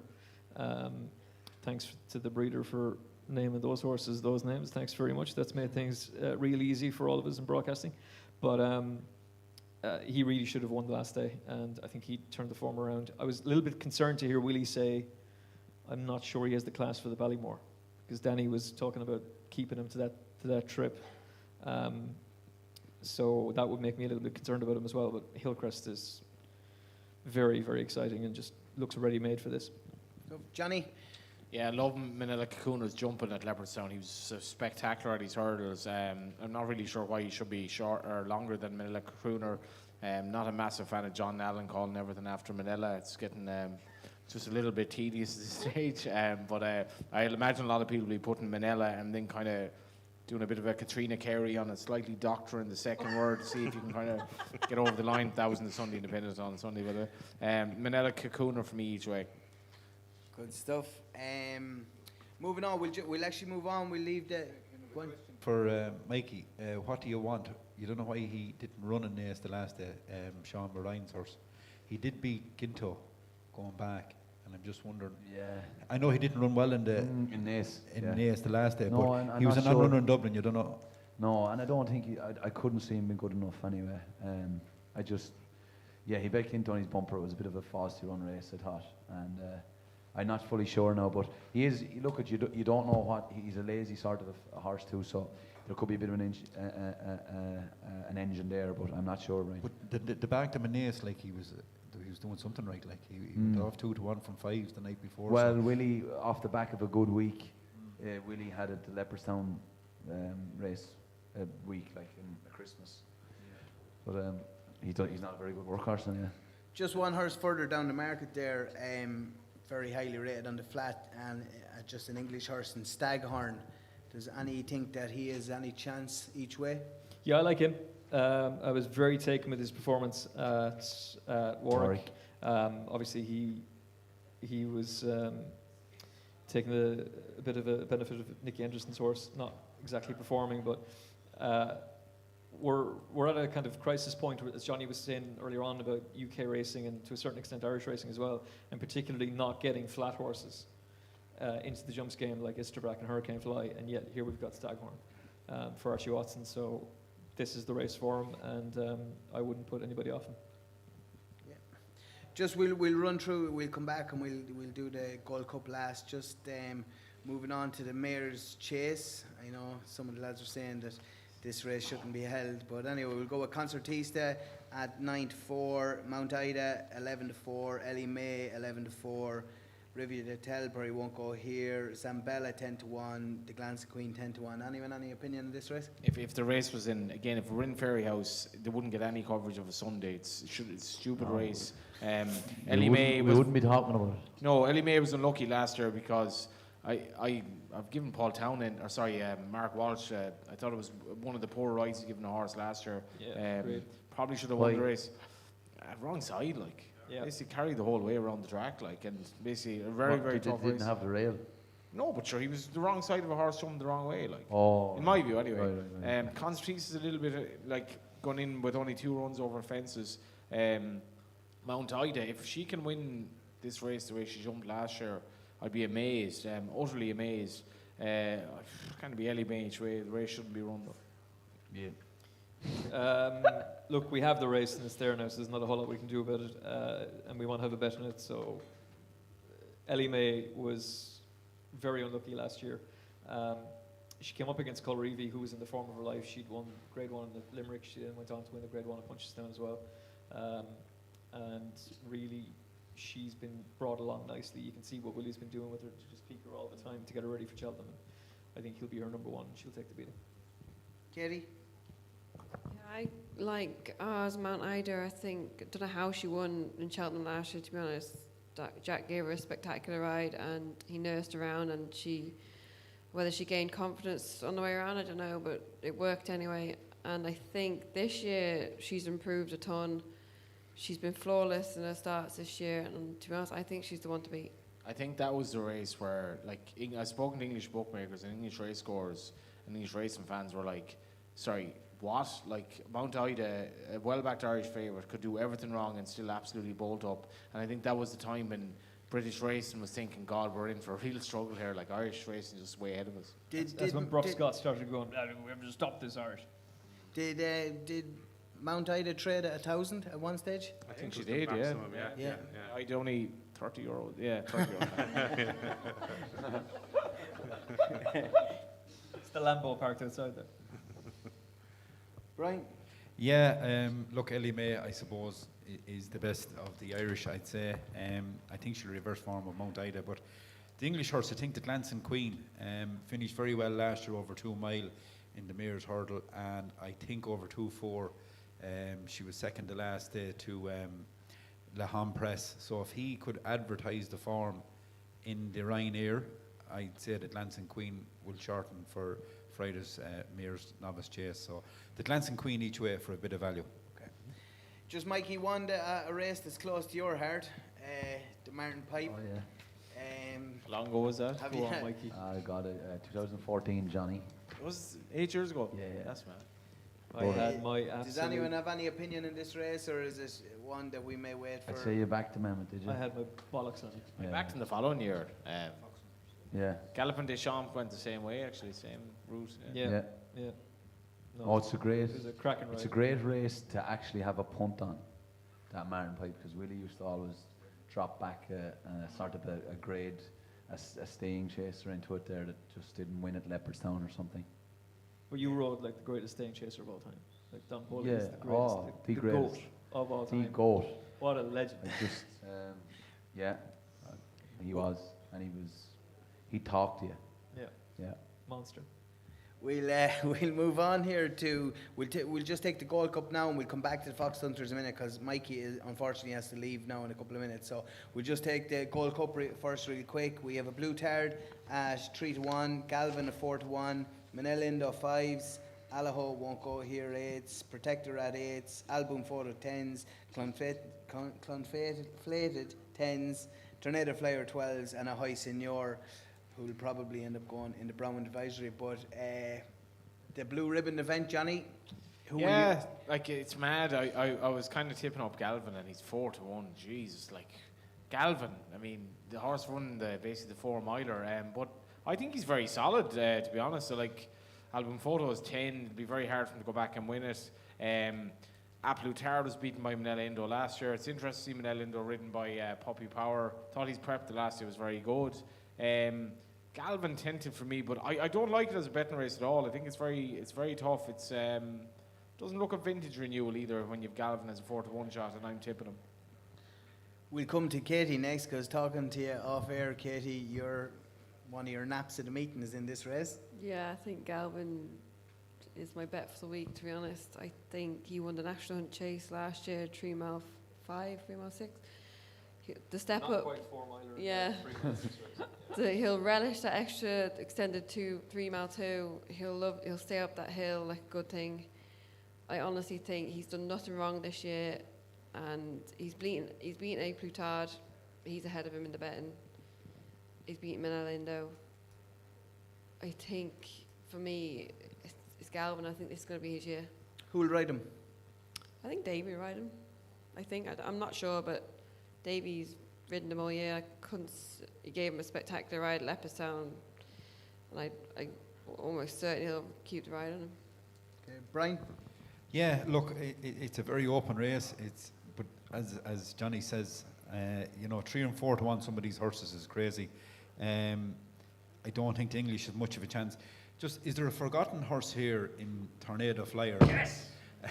Yes. He first time stepped up to 3 mile in the King George, and he was going to the line, wasn't he? I know, we can talk about all the other horses that was in that race, and Asterion, Flange, all them. It mightn't have been the most vintage renewal, but he looks like a horse to me that was crying out for a trip, and he got it. And I'd say at 12 or 14 to 1, he's a little bit forgotten. He's definitely the value horse to me. I think Aplu Petardo, unfortunately, Katie, will reverse the form of Galvin, but the one worry for Galvin is he only beat Frode and a half a length in Down Ryle. That wouldn't be great form, I'd say, to win a Gold Cup. I know he bet Aplu Petardo the last day, but I think the forgotten horse for me is Tornado Flyer. Emmet, you have to bang in the counter there when you were talking about that, so let's hear you. Oh, I couldn't agree more. I think Tornado Flyer is the standout bet in this race. Is he 14s in the exchange? 12s? He is 13s. 13s. So you'll give us 14s. We might squeeze 14s. You'll go 14s, so. Yeah. Right, that King George fell apart. I didn't take a whole lot of heart from Manila Indo on his last performance. I thought it was very weird for the connections to say afterwards that is Robbie Power going to keep the ride, and they were like, we'll see. And now it's been confirmed that he is. Why did you have him on in the first place if you're not going to do that and have a Rachel ride him then? Just because Rachel's going to ride a Plutard. Plutard has been beaten by Galvin. Look, Katie, we need to take notice of that. That's her nap of the week. So if she's putting them up, then we all have to pay attention. Technically speaking, Gordon trained him to win at the Cheltenham Festival last year, technically. And it was a good 4 miler, but I'd be in agreement. I think a Plutard would turn the form around. That performance at Haydock was deadly, but the horse that just stands out a mile at 14s is Tornado Flyer. The King George winner by 9 lengths. I'd take him all day long, 20 months. Mikey, before you head off, what do you think of this race? Plus Tard, wouldn't have Tornado Flyer, and Galvin will run a solid Admiral race. Just don't think he'll have that Gold Cup X factor, and a Plus Tard, it'll be a different race than Galvin. She probably got caught wider than she'd liked a little bit in Leopardstown, and if he is there like he was last year, or even in Haydock, he'll win, and that'd be my opinion on it. Why would you be so negative about Tornado? I just know the horse. No, I don't mean well done to the horse, and well done to Danny and all in the King George, but that was dropped in heavy ground. You arrived into the race, and I'd say Danny couldn't believe his lucky stars. You know, by looking at that race after 3 fences that they're going too hard. And you can't. You're only able to go as hard as you're able. And trainers got into jockeys' heads that day, and hype, and they just they went too hard, and 1 or 2 got sucked into it. Gavin Sheen got sucked into it as well. Then that drove the cart on even more. And sure, Danny's out. Willie would have told Danny, "You go out there now, enjoy yourself, and if you can get third, great." That's why Willie Mullins is a great man. He'd never really overphase you with instructions, or he'd never tell you this is he's very close to the money always about what way they're going to run. And yeah, I just don't think he'll be good enough in the Gold Cup. He's not a very big horse either. Kempton is 3 mile flat track and 3 mile 2.5 on Gold Cup gallop. Every pound matters a bit more, and you need a dour, classy stayers. The best race of the week, and the likes of Native Rivers, all these Don Cossacks, Don Polies. I don't think he's as good as them. And Manel Indo, if he hadn't ran the King George, would have been the one to beat. I would have. And he's come back into a bit of form, but I just think a Plus Start is a year older this year. And I know Haydock might have been great. I just said he's the best tracer I've seen this year, so it'd be for him. Cheers, Mikey. Just before you go, I know you have to tip off. You have a €100 free bet for whatever charity you want to put it towards. Don't forget, the lads tipped up a 25 to 1 shot in the Martin Pipe last year. They went off 4 to 1 favourite, gentleman to me. So we're expecting some tips off him here now before he heads off. Didn't do them any good though. He came nowhere. Oh, you ran too keen.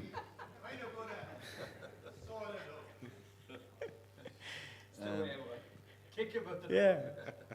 But sure, like, the Martin Pipe is made for Willie sort of, or something like that, because he has so many novices that, like, one is always going to get bet, or one isn't going to be fit enough the first day or something like that, and he's able to bring on his horses and they improve as the season goes on. So you'd hopefully have 10 or 12 pound up your sleeve, and the way the weights are so close now that it's kind of not like a handicap anymore. So like Martin Pipe race, we don't even know what's turning up, but like Adam Lee Chosen went around on the bridle there in Thurles the other day, you know. So he, like, a 10 to 1, sure, you know what I mean, it wouldn't be a bad each way bet either. Like, you're guaranteed the champion trainer and a top conditional item as well. So, but that's all I can say about the Martin Pipe. I don't know. For my charity bet, I'd probably, just to go a bit off, not a favourite. I do like that mare, the mare's novice hurdles, Dino Blue. Would be my €100 on her. On the nose. Just remember that he absolutely loves the mare's novice hurdle. I think it's a great addition to Cheltenham. Fair. That's just on a bit of value, so I'm going to take that back. I'm not going for that, right? And, I'm going to back the horse that I like the most. It's Dysart Dynamo, and I just don't know what race he's going to go in though. I'm pretty sure Aaron will let you take the bet in whichever race he goes in. So you don't want that? I rode him all last year as a bumper horse, and I told Patrick, I said, this lad is as good as the top, the Kilcroot and the whatever like that. And it was, you know, you come out with statements during but that one, I'm still going to back it up. I do think he is as good as them, and if you get, I'm allowed to just put it on whatever. Mikey, up the price there now. What price is he giving you for both races? For both races, I give you the exchange price. Is that fair enough? Whatever is in the Betdaq exchange, I'll give you a non-runner no bet, obviously. Yeah, so, well, that's. So, do you want 100 on Dysart Dynamo? Oh yeah. Yeah, okay. Yeah. I'm hoping he runs in the Supreme, and let's not forget, not only is he a local horse, he's carrying the Ukraine colours. So go on Ukraine, get Putin, and Dysart Dynamo. Well done, man. Yep, that'll be the one for me. And do the double with Dino Blue. No, I'll stick with Dysart Dynamo because I want that mare's novice hurdle scrapped. And Johnny Ward was dead right. In fairness to Johnny, he wouldn't shirk away from a comment. He's not too. That's why Johnny's the best in the game. Well, when they go 5 days, then we're in trouble. Oh, Jesus We are, Christ, yeah. it's dead. It's Yeah. dead. They've Yeah, killed yeah. it. They've killed it. Anyway, Mikey, thanks a million for coming. I know you Cheers, were under Mikey. pressure No this evening. bother, Fair play guys. to you. Sound good. Be to safe, see lad. Take and, care. we'll see you over the next couple of weeks, please God there. Best of luck, lad. Hello. God bless. Cheers, man. Thanks, Mikey. Give it up, Mikey. Anyway, just continuing on there after Mikey went, we'll just go to the last race. Brian Gavin has said to me, make sure and cover the Hunter's Chase, so I'm pretty sure he's the winner for us when he hit me with that one. So go ahead, Brian, you take it off there. Well, do you remember last year, my charity bet was Bob and Co, and Sean Bowen was riding because the amateurs couldn't ride, and I think he would have won only he tipped up 2 or 3 out. He unseated a rider, he didn't really fall. He let the whole country down here about 2 or 3 weeks ago for a Cumes everywhere. John Wayne was riding him, David. But look, David Maxwell's going to be riding him, so you can't really go for him. If the ground was good, you'd say a wing leader, but I think if the ground is good to soft, I think Willie has got it spot on this year with Billaway. The dogs on the street knew he wasn't going to win in Thurles. He needed a run. He had a nice prep in Naas, and I'd say Billaway for me will definitely win. But if the ground is good, wing leader is a fair animal, you know. But if there was a different jockey in Bob and Co, I'd be very interested, you know. But unfortunately, It's not going to happen. Not going to happen. No. Katie? I think we've won in that. It'll be Mighty Stowaway. He's not the prices here, I wonder. Yeah, Mighty Stowaway. He's 25s. Yeah, he ran there last year. Actually ran very well. He never really got into the race, but he actually finished the race off really well. But for me, I think Billaway is the standout one. I can't see much coming close to him now, to be honest with you. Emmet? Yeah, I completely agree.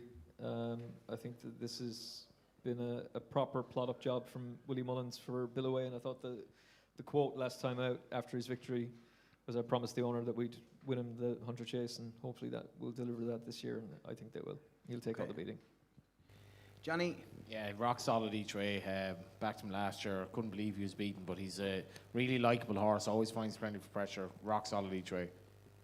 Okay, and before we go to the charity bets, guys, has anyone any opinion on the county hurdle? In fairness, it is one of the best races to bet on during the week. Whatever Willie Mull is in, whatever Willie actually runs, and that'll be fascinating. Because he will, as Mikey said, he'll have so many well handicapped horses. I'm not sure at the moment what's going to run the race. If Echoes and Rain turned up here, she's currently number 24, but we have to wait and see what weight she gets. But if Echoes and Rain was to go for the county hurdle, I think the fast pace of the race and the new course at Cheltenham would really play to her strengths. So I think she'd enhance Willie's record. She'd be an each way play for me, but tentative at this moment. Anyone else on the panel, anything to add to that? No, it's very tricky to county hurdle. There's always a plunge on the day, so you're probably better off having a little bit of patience, actually, in that. But I backed one of Willie's last year, finished fourth at 66s. I just can't think what it was, but as the boy said, Willie will have something laid out for that. He'll have 3 or 4 runners, and he'll be thereabouts, you know. Yeah. Aaron? No, like that, looking for value.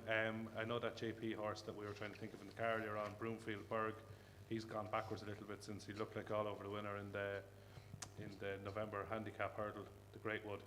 There could be a bit of value in him. The weights are out tomorrow, I think, are they? Yeah.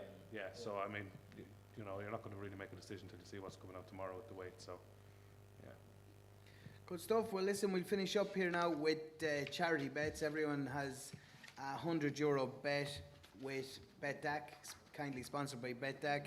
So, who wants to break the bookies first? Johnny. Ladies first. I think I'm going to... Can I split the bet? You can Yeah. do whatever you like. I think I'm going to go with 50 on Gavin for the Gold Cup.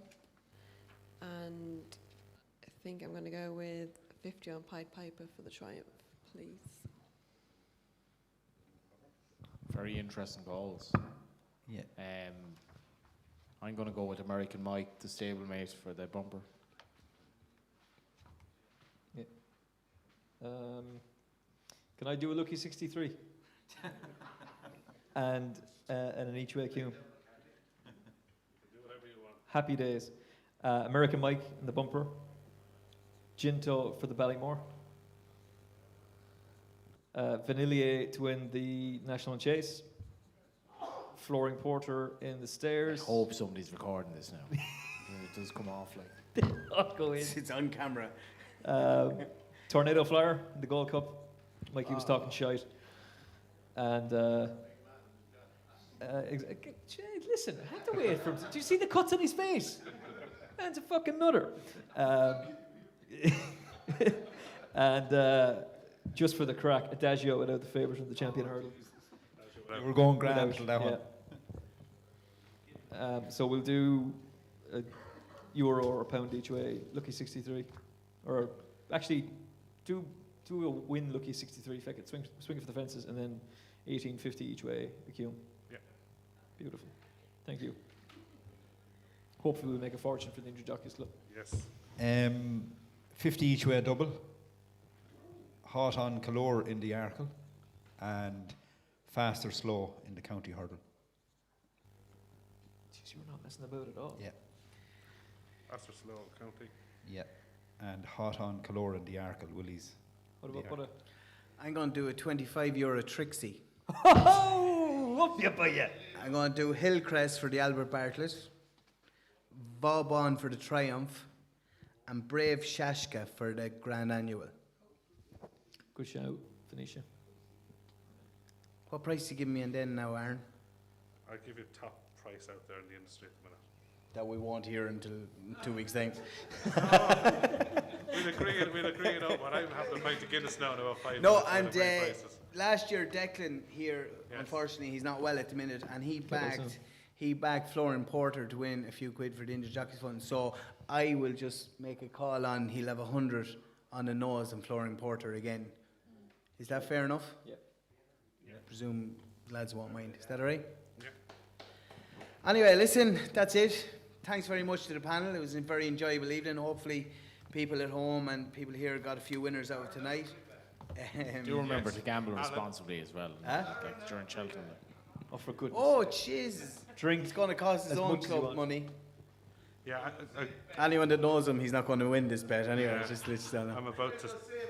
I'm about to stop 3 horses in Cheltenham. No, I'll do a 25 quid Trixie and I will what Alan's doing. Do it a patent. Do a patent instead.